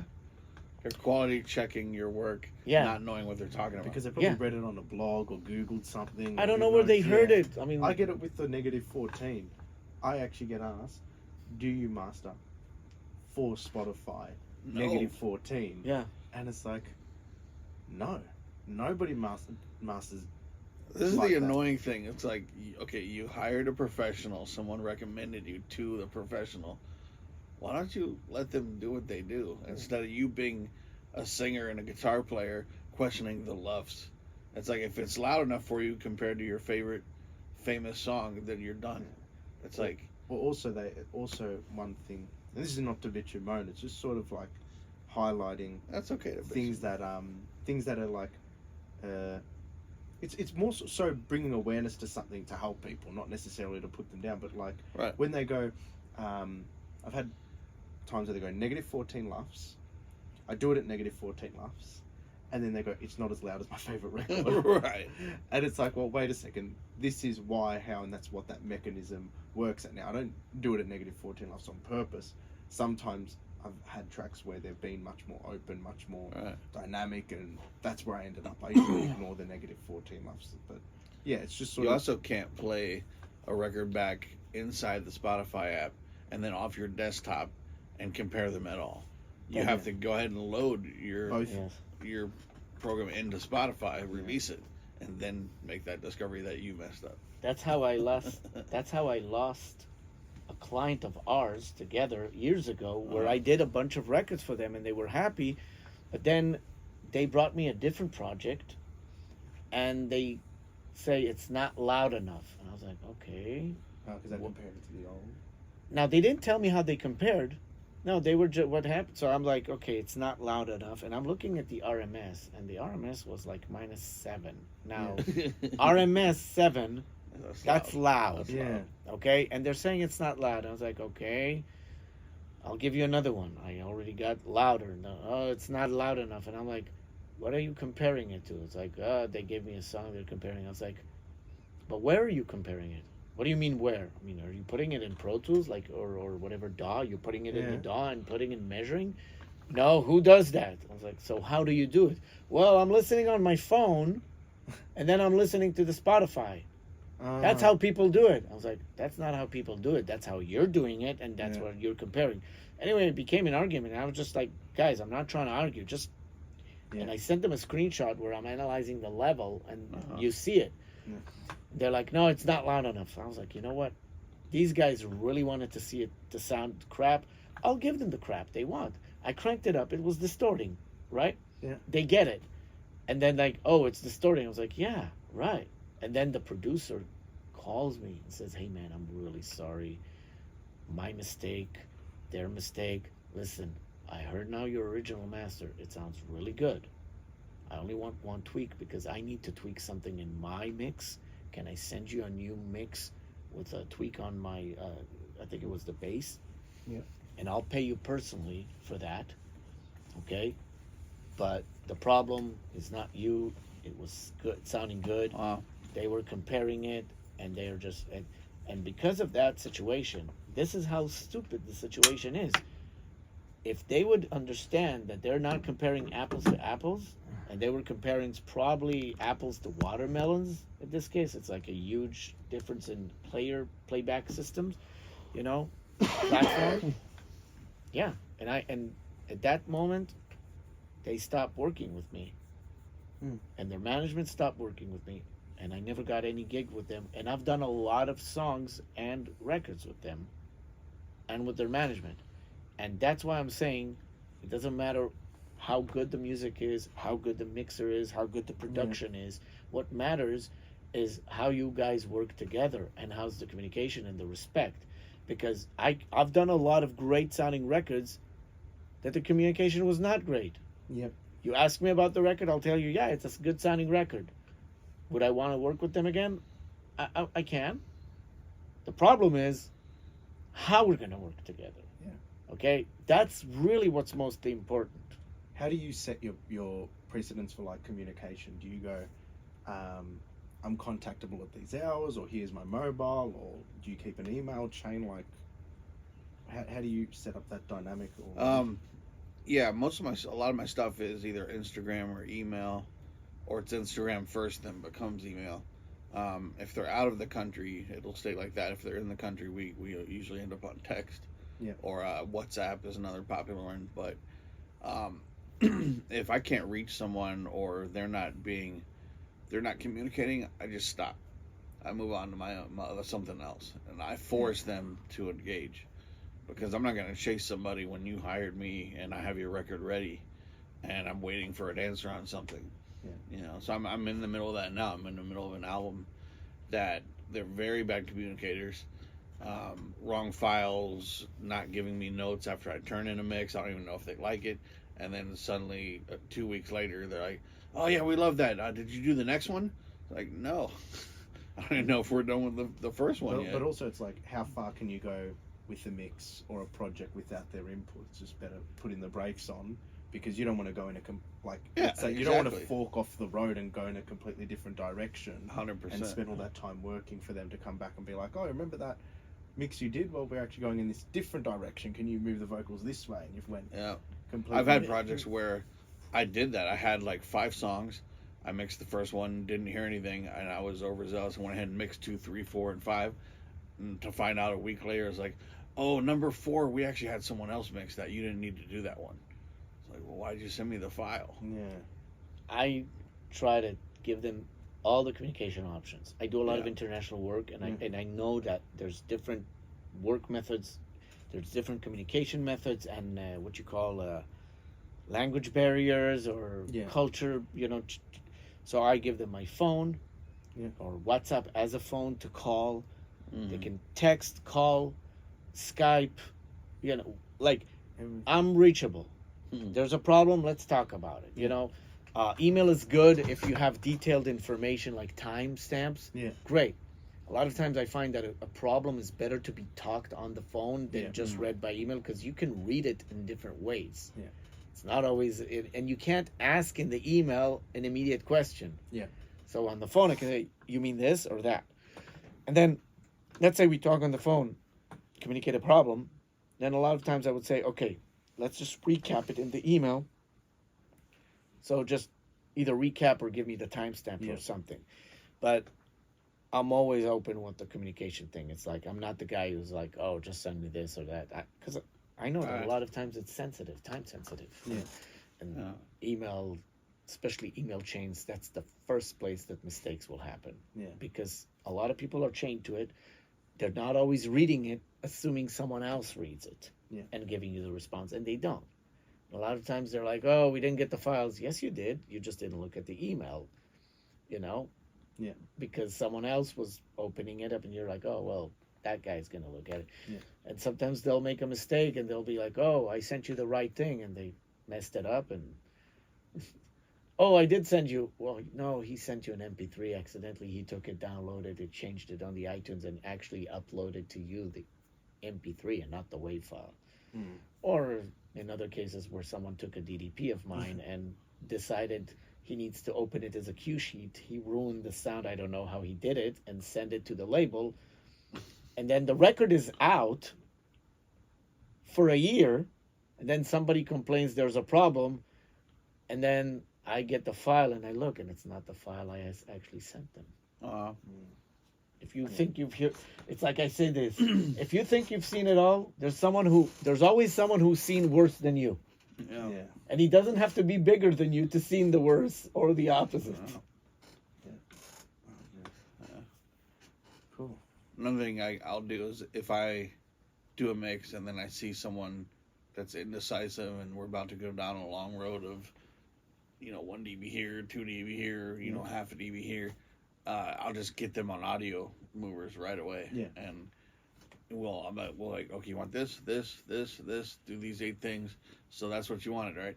And then that'll usually knock that off. Like when they say, how do you interpret like verbiage like louder or a little bit louder or a touch louder when they're giving you mix notes? I try to feel it, if they're vague, I just try to make the move and sense, like, when I feel a change, and like they say a lot louder. Okay, well, that's 3 dB. How many dB makes sense before it doesn't make sense anymore? And then I'll kind of try to find what I still like, but what they want. A real pleasure. Yeah. Chopping it Bob, up. great you coming in here. We're extending the conversation. Now it's mixing and mastering, and we're talking the real stuff. That's cool. You can always bring Bob to play bass. I was a bass player too. I never bass. I was never successful as a bass player, but I played in bands. There you go. This is a bass player. Oh, a lot of Yeah, actually a lot of the you big guys are. producers and Yeah, mixers I've were been- bass players. I know it's either bass player or drummers. A lot of them were bass players Yeah. Oh, okay. because they know how to connect the dots. They know how to mix because they know how to hear the rhythm, the leads. That bass players are exactly the glue, right? Am I wrong? Foundation. He's very Foundation. political. He's like he's making a whole campaign around bass players. Oh, we're the first one to not get the credit. Do you know that the best way to make a mix is to work your bass first? Am I wrong? If you get your bass sitting right, everything will sit right. Yeah. Not joking. In mastering too. So, yeah, if the low end's out, it's out. If you work good the low end, it's much easier to get everything else dialed in. Definitely. Right? I mean, as a mixer, right? Because if the low end's out, it warps the whole perspective of the top end, and it's just a killer. Because any move you do on those low frequencies, it shapes the feel and everything of it so much because there's such longer waveforms. It's how hard you can drive things, how far you can move it. But yeah, we'll wrap it up there. That was really good. It's really good. Thank you. Bobby! We're all good. So after we wrapped up at my oars, Bob picked me up. We headed out to his studio, and here's the chat we had. I had a song I really, really liked. I was really happy with both the song and the artist potential and the mix. And it went to video and came out mono. Oh my God. It's like, how did none of you catch that? Yeah, that's a crazy one. And I always take a long break from stuff, and I'll search it like half a year later. So I didn't even discover it until a long time later. And they're like, "We thought it didn't sound that great." Oh man. What the heck? Yeah, I've experienced that before. Yeah. Yeah, where they like redo it or they touch it in some weird way, or like they do like 128 MP3s or. Video guys, you gotta watch them with audio because they don't care about the audio so much. Do you know what I've had one done? You're talking about the You're talking about them going to mono. I've had somebody who's a video guy's done the video clip with the demo. The master's been delivered, but then they've cut the release with the demo. Wow. Not even the mix or like, Yeah. The rough mix. Yeah. That's killer. Yeah, the artist has to slow down and kind of watch over everybody. Yeah. Yeah. Oh, it's crazy. So how's your overall LA experience? Good. Yeah? Yeah. Nice. Yeah. Except next time I'm gonna make sure I book a separate hotel room in LA and not chew through Uber fees. Oh, yeah. That's the one thing killing me. Yeah, I mean, or if you can do your NAM part, In Anaheim and then piss the off. rest of it farther north. Yeah. That's a bummer about NAM is that it's not in LA. It's technically south of LA. Yeah. Where are they doing the AES in Long Beach? Where? AES, yeah, Long Beach was a little better. So it's south, but it's a little quicker to get back from than Anaheim. Yeah, but has they got a big enough venue for as like? Well, I mean, it's a smaller conference, but I've never been there actually. If they did NAM there. Oh, if they did do NAM they there, have a no, big enough space? I don't think so. Is there anywhere in LA that's a big enough space? Maybe, I don't know how the LA Convention Center compares in size to Anaheim, but that'd be nice if they did it in LA. I just don't know how the size compares.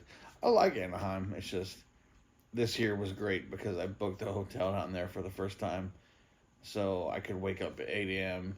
and get right to NAM right when it started. And that was such a difference than waking up here and getting to NAM by like 11:30. And then they usher you out at 5 or 6. Yeah, exactly.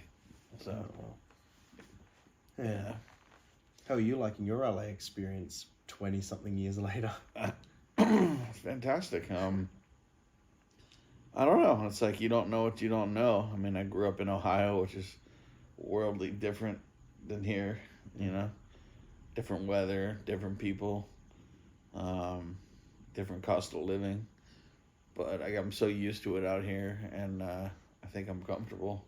Yeah. And of course, now that I've moved a little bit north outside of the heart of LA, it's I'm like loving that even more. You know. I had a few people tell me that being in LA, like they've moved out of LA, and off the record they're like, they still label themselves as an LA mixer or producer because people want to work with people from in here. That is a thing. That's definitely a thing. It gives people some kind of confidence that you're in the mix with things. Yeah. You know, whether you are or not. I mean, but then you got to think of people like Serban, biggest mixer on the planet, and he's been in Virginia since day one. You know, but he just made it happen. You know, that's the thing. If you're not going to be in one of these music cities, Nashville, you know, I guess you could say Miami, Atlanta, and LA, then you really have to hustle to make people feel like you're accessible and able to get things done. Yeah. So then it just depends on what your job is. If your job is a tracking engineer, it's not going to work. No. You got to get to the city, you know. If you're a producer that lets the artist do the vocals remote, then that could work. But still, I think producers should be in town. So I think it works easiest for mixing and mastering to be remote. But then again, you still have those people that they like to come by. Luckily, I'm far, but people still come here. Yeah. You know, I still have plenty of people visit. And I just think that's because everywhere is far in LA. It's like you can't get to a place in LA quicker than like 40 minutes. Yeah, no, it's weird. It's like, oh, it's only, 5 kilometers down or 10 kilometers down, and just like be there in an 35 hour. minutes. And it's like, oh man. Yeah. So, yeah. But, I think the pandemic started to allow us to be more remote, and it just became more acceptable, you know? Yeah. I mean, 15 years ago, every one of my mix friends was paying rent or lease on a professional mix studio. Yeah. You know? Oh, yeah. And, just killing their pocketbook by doing that. Me too. I've had outside studios since 2007. So, nice to not have that expense anymore, and also the comfort, you know? Yeah, and I've noticed a lot. I reckon I've been split 50-50 this trip between engineers in studios and engineers in homes. Oh, okay. Whereas that's never, I think I only went to one home studio in 2022. Yeah. Right. And that was it. And everywhere else was in a facility. Now it's probably a good half split. I think I waited to just the right time. I was like, now it's like, okay, all my friends are at home now. I'll finally do it. Yeah. Like, let them do it first. It's like, just see how it is, and everybody's okay, so. Yeah. Have you adjusted well to being away, like as in routine-wise? Yeah, I love it. I mean, there's always the fear that, your living room television's right over there, and you could go lay down on the couch and watch your favorite show, or, your wife's here. That could be distracting, or, but if you're mature enough to meet your deadlines, and whether you start at the same time every day or you just make sure you get it done, or that's more my thing. It's like I may not start at 9 a.m. every day. I might go visit a friend and come back up here, work a little bit, have dinner, and then work a little bit, but I'll still get the thing done I need to get done. Yeah. So as long as you can do that and not be distracted. I imagine it might be a little harder if you have kids, but yeah, I mean, if you can treat it like a business still and get your work done, everything will be fine. Yeah. No. That's good. Yeah. That's good. Nice. So you are about to have a home studio, right? Yeah, I got to build it. But you don't really, right now it's off-site. Now it's off-site. Off-site, gotcha. So, yeah. And you got a lot of building left to do? The shell's all done. Oh, okay. I just got to tear out Acoustic treatment now? I'm splitting two minds. There's one, my original plan was to build a whole new frame in there and deck it out like that. But then I saw Just for the Record studio, how they did those panels, the big full size panels. Yeah, I saw you peeping those. Yeah, and I'm looking at it and I'm like, this is just as much treatment as it would be if I did full frame. right. But it made the space look so much bigger. So I'm like debating which way to go. Right. But the Just for the Record one. So behind those, I saw those panels. They were kind of at angles.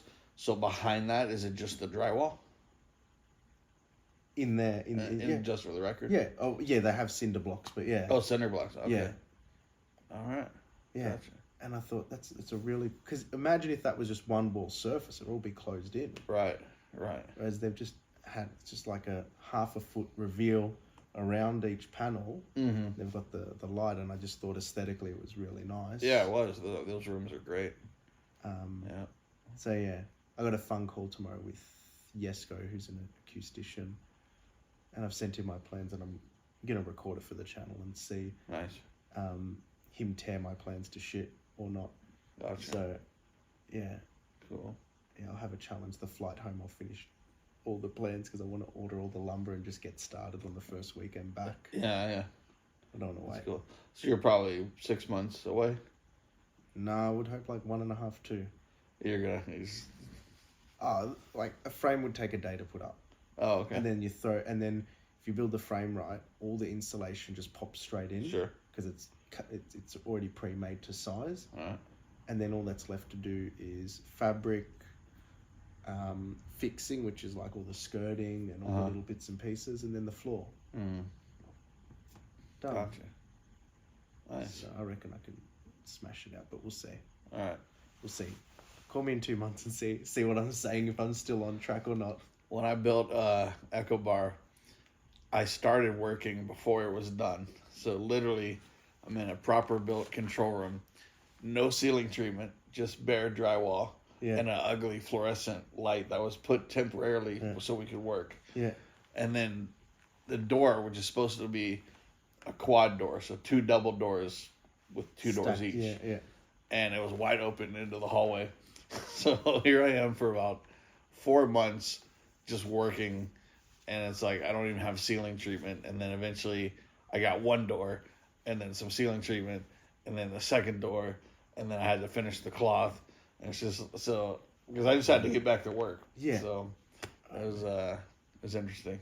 Yeah, it's crazy how precious people can get over their like their acoustics. It has to be X, Y, Z, but it's like, wait a second, you can get pretty far along the way with, Yeah, I mean, we used R19 in the walls insulation, which is very, very absorptive. I mean, if you were standing in the room with the door wide open and another person was in the hallway, it sounded like a telephone. It was so filtered.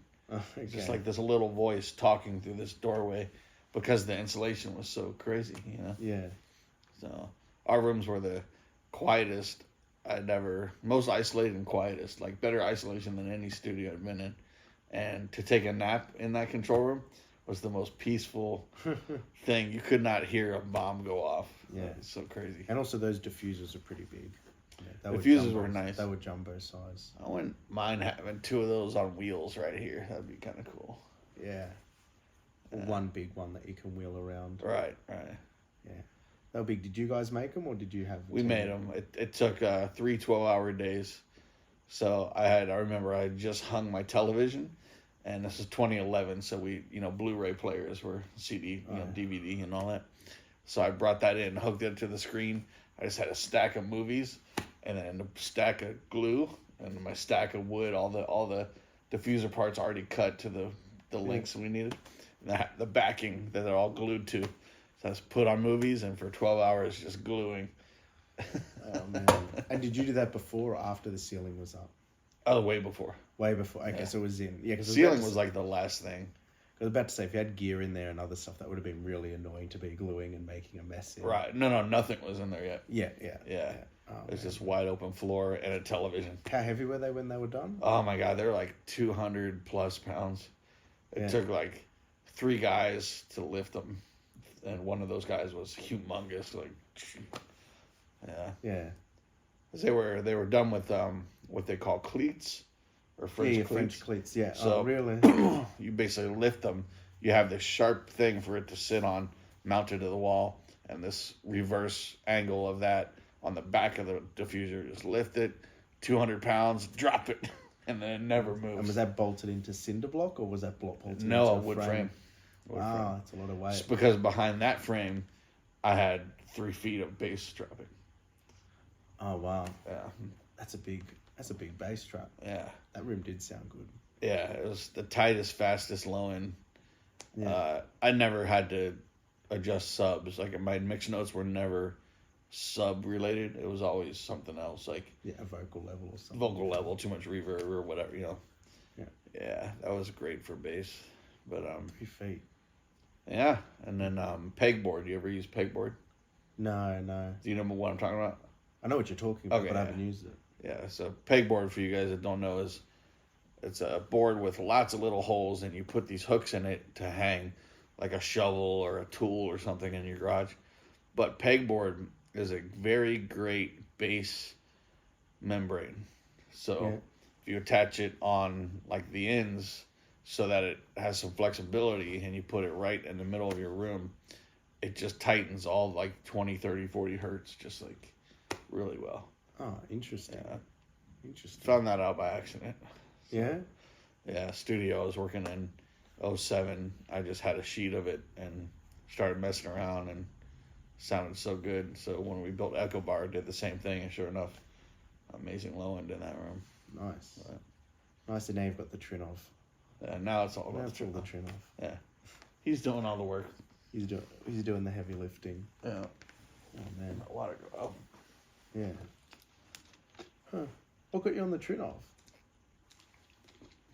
So my old studio partner Eric Reichers, he works at Warner Chapel, and they have a very, very nice studio, but he lives a bit far. He lives about, I want to say 35 miles from work, and he had all this gear left over when he left our studio. Yeah. Because they have their own gear at Warner Chapel. So he's got all this gear at home. He set up a home station so like he could prep stuff for work for the next day and stuff like that. And he ended up getting it pretty matched, I think, software wise. And then he started doing acoustics, which he's really great at building rooms in general. But he got a Trinom in his room, and I went over there to listen. He has the PMC 6.2s with a Neumann sub. Yeah. And it's literally in a bedroom, and it's my favorite home studio sonically that I've ever heard in my life. And I've been in probably 300 studios or more, and it just sounded so perfect. It's like the confidence in mixing and knowing what to do was just like perfect, Oh. And turns out he had the Trinov, and then I went up to Maor's mastering place. Turns out he has a Trinov. Yeah. And I started discovering all these guys have Trinovs. So then I started reading up on it. And of course, I've known about Sonar Works and Room EQ Wizard, and a lot of speakers have built-in DSP. My Osbergers did, the Dutches have it. So I know all about that. But then turns out the Trinov goes deeper and deals with phase issues. And man, is that so important, way more important than I figured. Yeah. But yeah, the Trinov is a beast. The things that it corrects, like this space this is a living room, and I got it sounding pretty good with just EQ, but there were still issues. It's like we got a wall here, we don't have a wall on this side. Mm-hmm.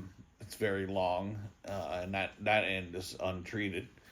But we put up the Trinov, did one sweep, and it sounded like a studio.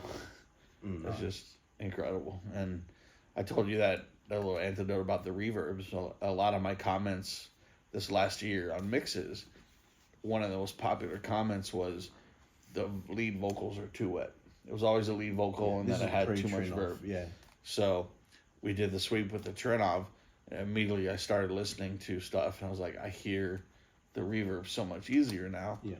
I'm not gonna have that note anymore in my mixes, like, because now I hear it, And you would think it's like problems in a room are usually bass related and big frequency related because frequencies are measured in size. You wouldn't think, lead vocal reverb, mostly in the mid range, that's going to be that much of an issue. But when you have phase issues in the room or with the speakers or whatever the problem is, reflections on one side but not the other, causing a cancellation, something like that can happen where you're just not hearing the reverbs as apparent as they actually are. Yeah. And everything's averages. You go to another room with another set of speakers, it's going to sound one way, and then you go to another room and the reverbs will be too loud, and so you got to get an average. But the trend knob, I think, just really helps those that want a perfect acoustic space. Yeah. Nice. But this one's a black face. Are they all black faces, or did they have one? Well, first of all, I think the old ones are all gold. 2 spaces. Two rack units. Yeah, 2 rack units high. And actually, I haven't looked at an old one physically. I just knew it was in the room and knew it was working. But yeah, this one's black and has the microphone with it. Really, really cool. Oh, what does a microphone look like?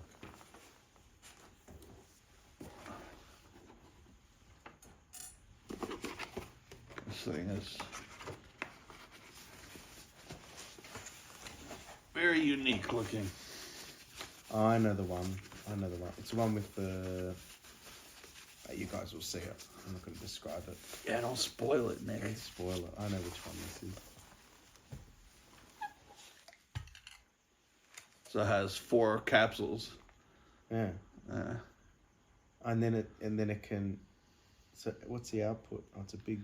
The output is Ethernet, and that goes right on the front here. Yeah, and then that would probably... I'm just theorizing here. It probably calculates the time decay between each of those positions. Yeah, I'm sure it does. Yeah, to absolutely. figure out the issues, any issues in phase. It's very smart. It does a lot more, goes a lot more in depth than a lot of the other tuning systems I've ever tried. So definitely very happy with it. And now if I had to give up every piece of gear except one, I would keep the Trinov. You keep the Trinov? Yeah. Because you gotta, another compressor is fine, but if you can't hear what you're doing, what's the point? I know, that's actually really cool. Did you actually get any answers back from the Trinov guys about the headphone amp yet? No, I probably have to email them. I probably forgot by now. Yeah. With the NAMM hecticness of the NAMM show. Yeah. That is crazy. The Trinov is in a lot of rooms here, I've noticed. Yeah, I've noticed that.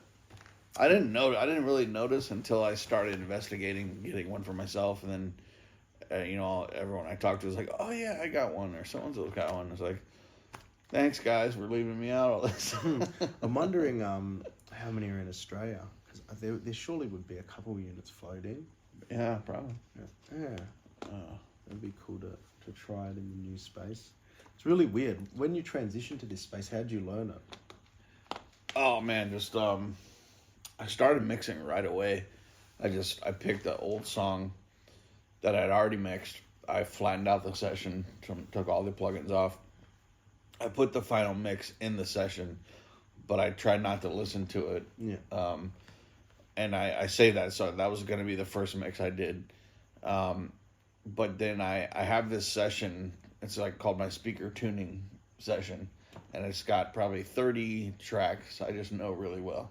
Yeah. I've heard them all over in tons of studios, and I know what they should sound like. So I took some time just to EQ the speakers until it sounded as close as I wanted it. And my buddy Eric and I took some time to move all the bass traps around, and he would sweep it with Room EQ Wizard, look at the graph, and then we would move a panel, and we'd see what would change. And we just did that until we got about the flattest low end we could with mechanically moving panels. Yeah. Were you testing the time decay as well as the... He might have been. He knows I've heard him a lot more than I do, but I'm not quite sure. But we got the EQ curve as flat as we could with just the bass traps, and then we moved on to EQ. Yeah. And it was pretty good. Like depending on the key of the song and where the center bass frequency was, I might have to do a card check and then maybe make a 1-2 dB adjustment on bass or kick, but then it was always good to go.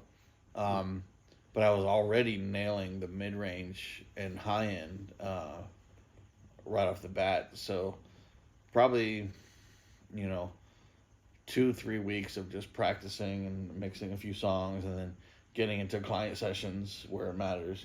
Just doing. Probably would do 3 or 4 car checks, and then eventually got down to 1 car check, and then now I do a car check if I just feel like it. Yeah. But yeah, I mean, we have so many sessions on our hard drives. It's easy to just pull up an old mix, and number one, we remember what it sounded like when we finished, but what's the problem now? In this new room. Yeah. So. Yeah, because I was thinking the reason why I asked is because did you come in here with the Augsburgers, or they're never in? No, when I got up here and decided, originally I was thinking this would be the front of the studio, and it would kind of the speakers would shoot that way, and I was thinking about using the Augsburgers. I mean, they were my favorite speakers and what I was used to, and I'd just gotten the Dutches from a friend to try, and I was just kind of looking at the space and decided to go this way where the speakers were on this wall, and the Augsburgers were like this wide. Yeah, and it would have just dwarfed it. It's huge, and it's like I'm in the house. I'm like, I don't know if I need this. It's like the Echo Bar had so much bass trapping, I needed power.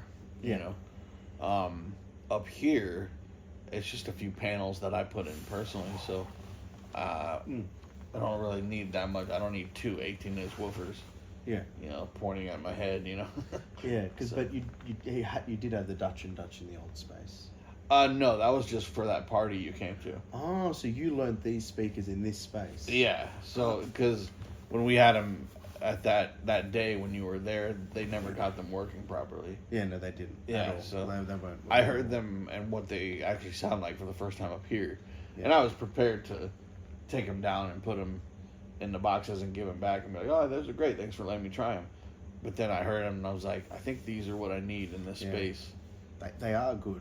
They have to be set up properly. They do have to. You have to spend some time and a little quirky. They both have to jump on the network and be connected. But once you get them going, they're excellent. Yeah, once they're working there, they're incredible. Yeah. Because I got given the advice. Because in 2022, I was looking at the Augsburgers. And I was looking at a few other speakers like the PMC 6.2s or 8.2s or whatever. Right. And Jimmy, who we both know, he goes, Nick, wait till you finish your new space. Bring the Neumanns into there because you know them. Mm-hmm. And then you have like a better gauge on how other speakers will pair up against them. Yeah. Rather than... Because I was going to get the new speakers and put them in my current space and then move. But he goes, no, wait until you're in the new space. So when you're transitioning with something you've used for 6-7 years. Speakers are so space dependent. Like, you can have a speaker in one room, go into a different room, and hate them suddenly. And you love them in the other room. It's like they're... And, it's like whenever anyone tells me, oh, you got to try the ATC 25s, you're going to love them. It's like, you love them in your space where you're at. Yeah. You don't know how I'm going to react to them in my space. Yeah. I might love them too, or I might hate them, Yeah. But I've been a speaker nut. I've had about 15 pairs of speakers in my career. Yeah. Starting... What did you have before the Augsburgers? Well, let's just go down the line from college. I had Dynaudio BM6As. Oh, yeah, cool. And then I had KRKs from Pensato's. Had Pensato's pair of KRKs, the Expose 8Ts. He gave me those. NS10s, of course. I make so many records on NS10s in the big studios. Dynaudio BM15As and then Air 15s. So 2 other sets of Dynaudios. KRK V8s, Focal Twin 6s. Oh, yeah, they're cool. The big Augsburgers. I've had tons of little speakers like IK Multimedia. I had a pair of Pro X. I have these CK Cubes, the Avantones. Yeah. A lot of people want me to try speakers, and then sometimes they'll give them to me. Other times they'll want me to buy them, or I might think they're great, and I buy them, and then after weeks of having them, like, yeah, I kind of like my old thing better. Yeah. ATC SM100s, SCM100s, I forget the model. I used to have my studio before Echo Bar. I had these ATC mains with a 21-inch woofer Atom sub. Oh wow, that's Crazy. huge. Going under it just pointed right under the SSL. It was like watching movies. The low end was crazy. Oh. Yeah, I've gone through so many sets, and there's so many great speakers out there, but I think they really have to be in tune to the user and in tune to the room. I bought a pair of Atom S3As, which a lot of guys were using when they first came out. Yep, I know the ones. They did not work in my room at all. And this was before Echo Bar. They were just horrendous. I took them with me to a buddy's house to mix a record at his house. They sounded awesome over there. Wow. And ended up selling them to him, and we kept them there. And yeah, so funny enough, when I built Echo Bar, I had been using NS10s, and I didn't like them in Echo Bar. They sounded too thin, and because of the probably all the bass trapping, you know. Yeah, soaking up all the energy. They're already a thin speaker, so.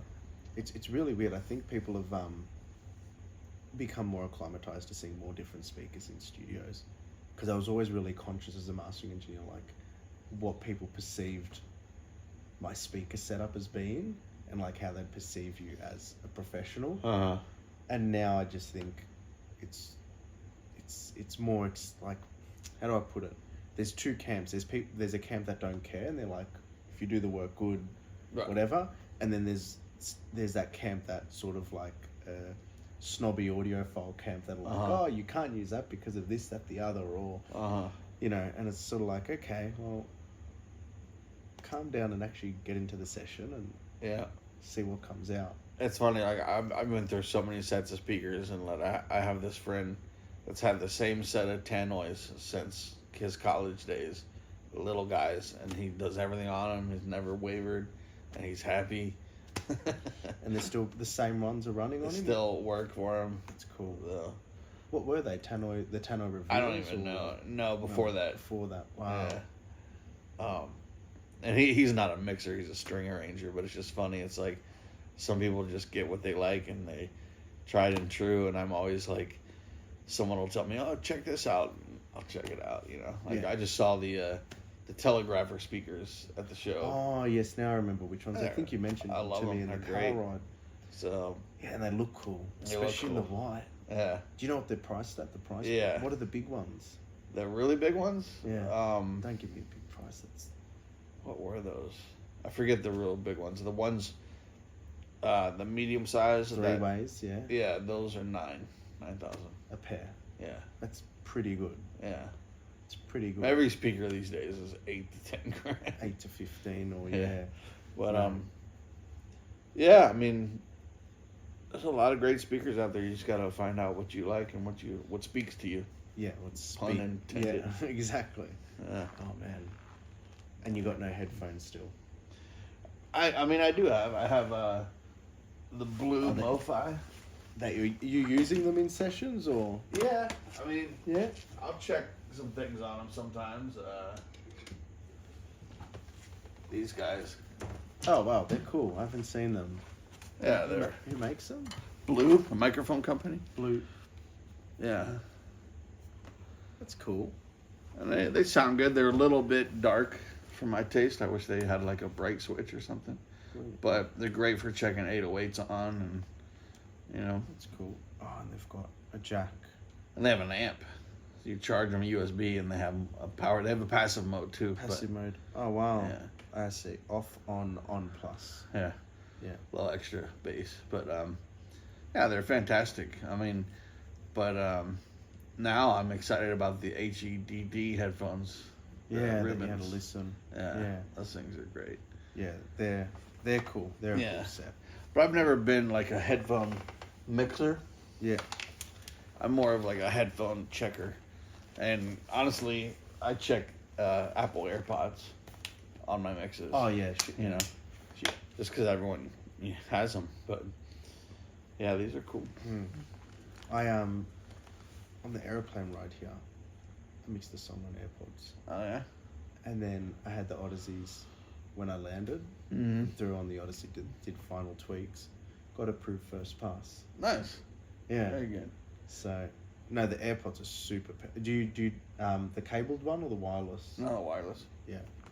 'Cause that's pretty much what I think, like 50 million units sold Yeah. or something. So it's like Exactly. guaranteed if you put a record out, a big proportion of people are going to be listening to it on Yeah. AirPods. Exactly. On AirPods. Did you ever get into like having any radios around, like boom boxes and stuff? Oh yeah, like I definitely had the Jambone, which was a popular one, and then the Beats Pill. Mm-hmm. I had the Marshall. It looked like a Marshall amplifier, but it was actually a Bluetooth speaker. That was my favorite one. It had mono woofer stereo tweeter. That was interesting. Mono woofer stereo tweeter. Yeah. Okay. Yeah. Very interesting. But yeah, that was cool. That was a good one. Yeah, love speakers. These KSDs are really great, very musical. So, With the big silver ones as Yeah. well at the show. but I also can't have too many speakers hooked up at once. Like I know guys that have 3 and 4 sets, and they kind of average through all of them, which is a good idea theoretically. I just can't do it because as soon as I switch to that second set, I get freaked out. Yeah. You know. Yeah. I've been in studios before and switching between them. It's also really tricky because you can level match them as much as you want, but their energy will always be different. Oh yeah. Because I was at Will's and we level matched the keys and the Genelex he had. Yeah. And even though you A/B between, the energy completely shifts. Even if they're both accurate, quote unquote, Right. energy shifts. And that's sort of like why I think you could have you could actually have 2 sets of speakers in the same room and like, let's say comparable speakers, like they have a similar frequency range, they're able to reproduce, similar pedigree of component. Like it's not you're testing a $500 speaker against a 10,000. Yeah. But they're like for like on a similar playing field, and 50% of people will love one, and 50% of people will love the other. Oh yeah, and those are speakers are transducers, so the same thing applies on microphones. You know, those 2 speakers, they have really different boxes. Yeah. You know, with the materials and the finish. Genelex kind of have this rough, almost like a sandblasted finish, and then the keys have a very smooth gloss piano, And they've got a the shiny finish, and the boxes are different shapes, and all that transfers to microphones. You have to take a microphone, put the same capsule in a different microphone, and the grill is a different shape. It's gonna sound completely different. yeah. You know. And then some people will like one or the other, and you were even talking. Was it you who was telling me? It was an AKG mic. It was a particular mic on the drums that would get smacked around and it would warp the shape of the grill. Was that somebody else? I saw a lot of 414s and a lot of 87s hit with drumsticks. Yeah, and it changes sound. It changes the sound. Yeah. Not because something breaks, but because the grill is now a different shape.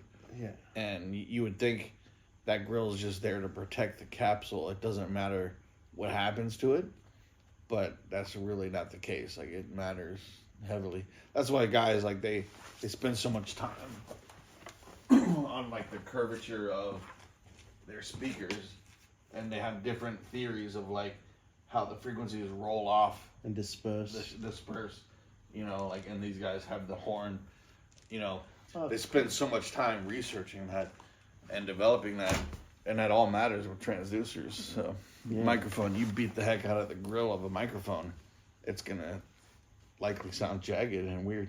Yeah. So, No, I didn't know those had horn tweeters, the KSDs. yeah. Interesting. You know? Interesting. Because the Augsburgers had horns as well, didn't they? Yeah, Asperger's have really big handmade horns Yeah. with a 4-inch beryllium tweeter. Yeah. That's Yeah. massive. That's ginormous for a tweeter. Yeah. Nice. Nice. What's up for your year now?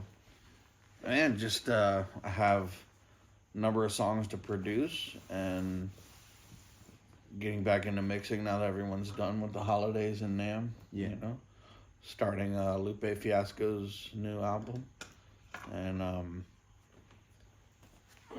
yeah, just a bunch of other stuff. Have a Brazilian, I guess they would call it Brazilian pop by Nadia. You mastered it. Oh yeah. What do you call it? Yeah. Pop. Brazilian pop. Yeah, it's an interesting crossover. Yeah. But we have that record. I think it came out today. It was today the day. I think so. She Yeah. announced a pre-release like the pre-sale Right. 3 days ago. Yeah. So that's kind of cool. You never know, like, that's the only thing I've ever done in Brazil. And you never know, like, what'll lead to more work. So, like, when I got my Latin Grammy, I started getting a little bit of Latin work, and then it kind of tailed off, you know. Like, but I always wondered that, like, you know, like, I started doing Korean stuff, K-pop stuff. Yeah. Got a mass load of Koreans come to work with me. Yeah. And then somehow that shifted to Chinese pop in the last 2-3 years. Yeah. Well, the stuff we did, the C-pop stuff, somehow that's translating to T-pop Oh, yeah. for me. And then also the Collie Bud stuff. Yeah. Even artists in Australia, reggae artists in Australia, Yeah. I got sent they didn't know I'd worked on the record. Yeah. But they were sending me my own masters as the reference. Oh, nice. I was like, Make it sound like this. I like this. Okay, I did that. yeah, no, that was cool. But yeah, those two lanes. I think it also has to do with number one, the strength of the community in the genre. Like if there's, I think there's certain genres where there's lots of silos, like lots of independent projects that don't really cross over or see each other. But then you go to like hip hop records, everybody knows who the producer is, who the beat maker is, who's the tracker. So everybody communicates in a way that sort of those referrals are really important. I experienced the same with the T-pop stuff and the reggae stuff. Like people are referencing the Collie Buds album and wanting to work. What's up for a Grammy? Yes, like fingers crossed on that. That's for you as well, man. You got that lead single. No, that's for you because you did more than 51% of the album. Yeah, but you still got a credit on it. I got a credit, but I'll get a certificate. You'll actually get a trophy. Yeah, well, we'll see. Yeah, we'll see. That's a lot of rules on the Grammys with engineers. Yeah, but so speaking of references, when a client tells you use this record as a reference when you master mine, how do you feel about that? Like, what are your thoughts on that? I try and dig into why they're giving the reference. Sometimes it's not even about the music. It's like, I just want it as loud as this. So you can't listen to the tone or the edge or anything. Often I'm asking questions. Why do you want it like this? And then you go, okay, it's because it's particularly wide or particularly loud or it moves and bounces a lot. It's like really, especially with like electronics, it's really... The worst sort of reference though is when they're giving me a mastering reference and they want me to recreate something they like in it that's a production or sound design element. That's almost... It's like there's like a 1% chance I'm able to do that. And usually I'm lucky if it's a hip hop record with 808s, because then I can saturate the 808 pretty easily. And like, if it's a gritty reference, I can grit it up and it's cool. But the other 99% of the time, it's like, these are production references. These aren't mastering references. Yeah. So yeah, I don't listen for anything specific. It's more a question and discussion. Yeah, I dislike the references. For the most part, there's occasionally, depending, like you said, depending on what they're going for with the reference, but so many, they just love this artist and they love how everything sounds, but their own record is so vastly different. It's like it's not gonna happen, and when I try to force it, it always goes bad. Oh yeah, you know. Yes, yeah. There's certain artists that have incredible cadence and pocket in their performance, and that can't be recreated in a mix or a master. And even vocal tone, it's like I had a guy, this kid that had he was in development on I think it was Def Jam Records. Nice. And he had done a record very similar to a Kendrick Lamar record. Okay. And you know, Kendrick has one of the most distinct rap voices ever. Yeah. It's like you cannot mistake him for any other rapper. He's got, you know, a very kind of mid-rangey, pokey, almost telephone filter type voice. Yeah. And that's just who he is and what his voice sounds like. This kid sounded like a rocker, like a white cool. rocker with the scooped out, like just, no mids. Different energy. Just different. Yeah. Totally different. And then his delivery was completely different. Yeah. He did this record that was almost kind of ripped off the Kendrick thing. Like he found similar drum sounds. The bass line was different, and some of the instruments were different. But you could tell he was trying to match this record. And then he gave it to me as a reference, and said he wanted it as close as possible. The instruments were no problem getting close because he had done his homework and found really similar sounds. But when it came to his voice, there was just it was not possible. Yeah. And he was so disappointed when it couldn't sound exactly like Kendrick Lamar. And then he had this revelation when I told him, why don't you be yourself? Yeah. Kind of a jerk answer, way to do it, but it's like these artists, like, don't worry about what the famous person did in the studio 6 months ago that you're just hearing now. It's like you got to be forward thinking and be yourself, because if you sound just like an artist that's already been out, what's the point? Nobody cares. Yeah. No, I agree. And also it's like records, you can't be first to market on somebody else's sound. Mm-hmm. So there's only going to ever be one, there's only going to be one Eminem, there's only going to be one Lupe Fiasco, there's only going to be one of all these artists. Yeah. If you're number two, you're not going to ever be able to push through to the heights that you really want, especially career-wise. And that's something I think even with engineers, it's like people coming up are trying to mimic a lot of other engineers and follow their chains and follow exactly what they're doing. Absolutely. And it's a great learning tool. It's a great insight. But the way other engineers came to that, like let's say your session you were showing me through before, the way you came to the way you're working is through learning and the intuition you built up to listen to a record and understand how to work it. Just because you're able to get somebody's chain, throw it down on something and it might sound good once or it's a cool effect, isn't going to give you that intuition and that musicality to run your mixes like a pro mixer.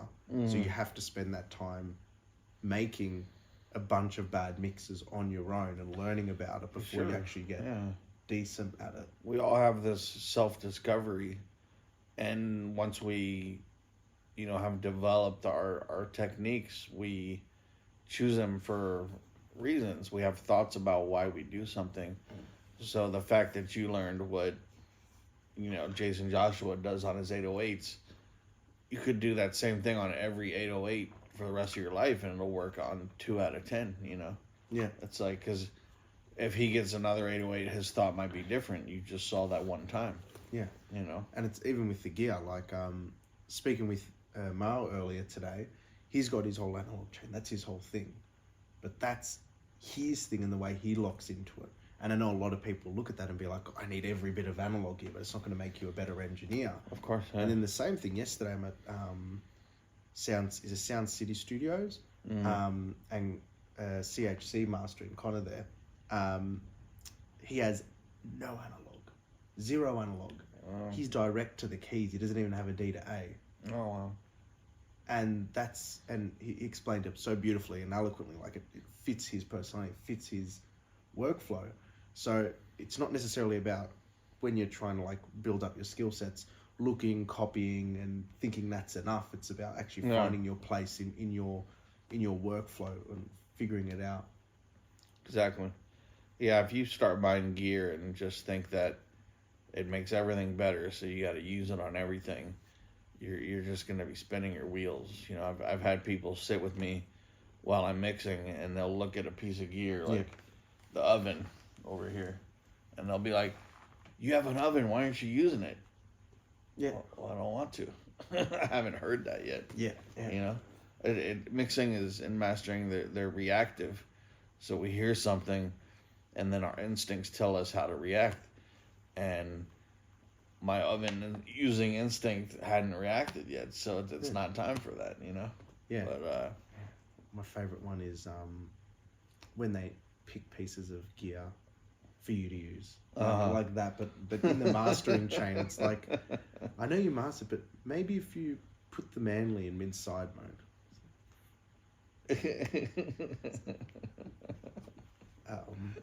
But yeah, I think You have people that ask you if you're using God Particle people ask me if I'm using Gold Particle. on your masters. Oh, people know I use Gold Particle Okay. on my masters. Okay. Not on all of them. But on like some they're of them. making sure you do. No, not making sure. No one's I done do. that. No, but I've had people do that. It was like, you're using God Particle, right? Like it's a requirement. It's a requirement. It's a good tool. it's not an everything tool, but I can't deny it's they've done amazing. something good with it. It's awesome. It's just funny. Like, oh, you have your checklist about my yeah. job. That was such a cool tool to peep into before it. Oh yeah, that breakdown you did was great. Yeah, but the only reason I was able to do that breakdown is because it wasn't released when I came here last. So it's still behind the scenes, and I saw it, and I'm like, this is good. This is good. Nice. So I think I got my hands on it early, and that's why I was able to Oh, nice.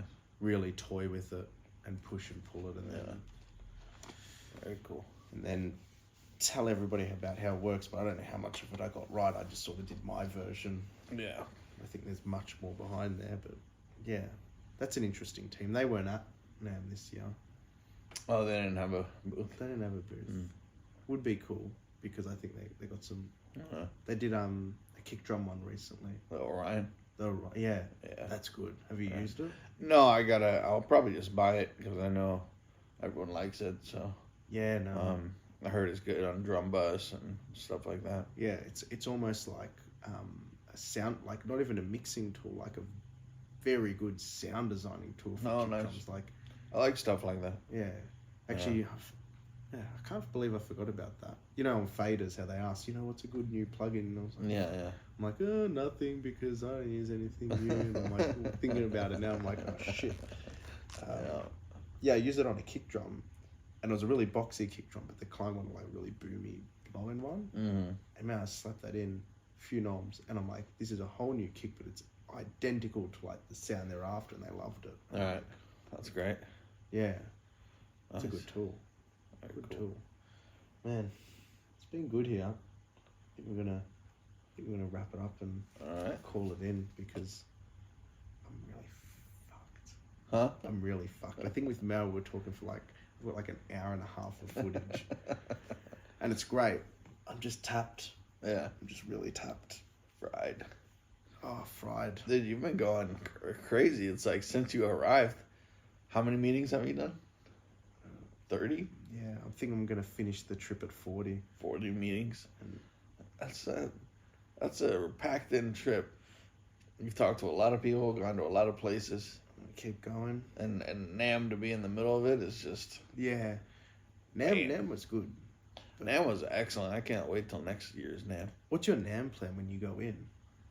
I mean, my theory about NAMM is I'm going for the people, like to see my friends that have been locked in the studio all year, remind people that I exist, Yeah. And then go to the companies that and help support them, all the companies that either I like or they've given me free stuff throughout the year, and meet new ones. How do you show support to them when you go? Just by being there and thanking them and Okay. answering if they have questions about have you been using, like I talked to the OEK guys, the Oak guys. OEK. OEK. They talk OEK. mid video. I'm like Oaks and the OEK. OEK. Okay. OEK. I talked to the OEK guys at the studio party, and they started asking me. One of them started asking me about Bloom and how I use it and what I thought about it. Because it was in beta during the last NAMM, and then now all of us engineers have been using it. It's been released. Yeah. So it was great. I was happy to provide feedback and just tell them how I use it and do I think anything could be better and all that kind of stuff. What was your critique of Bloom? I really didn't have anything negative to say about it except that you can definitely overuse it by putting too many instances in one session. Did it have percentage knobs on it? It does. It does. That's pretty good. Yeah, That's- I try to let plugins basically, this kind of sounds cheesy, but almost tell me when they want to be used. So I have this thing with a sound that needs bloom. It sounds a certain way, and it's hard to describe, but there's a texture to the sound that's kind of rough around the edges. And whether it could have been more pleasant sounding with a different microphone or a different patch on a synth or something. And when I have that thought, a lot of times my first instinct is bloom.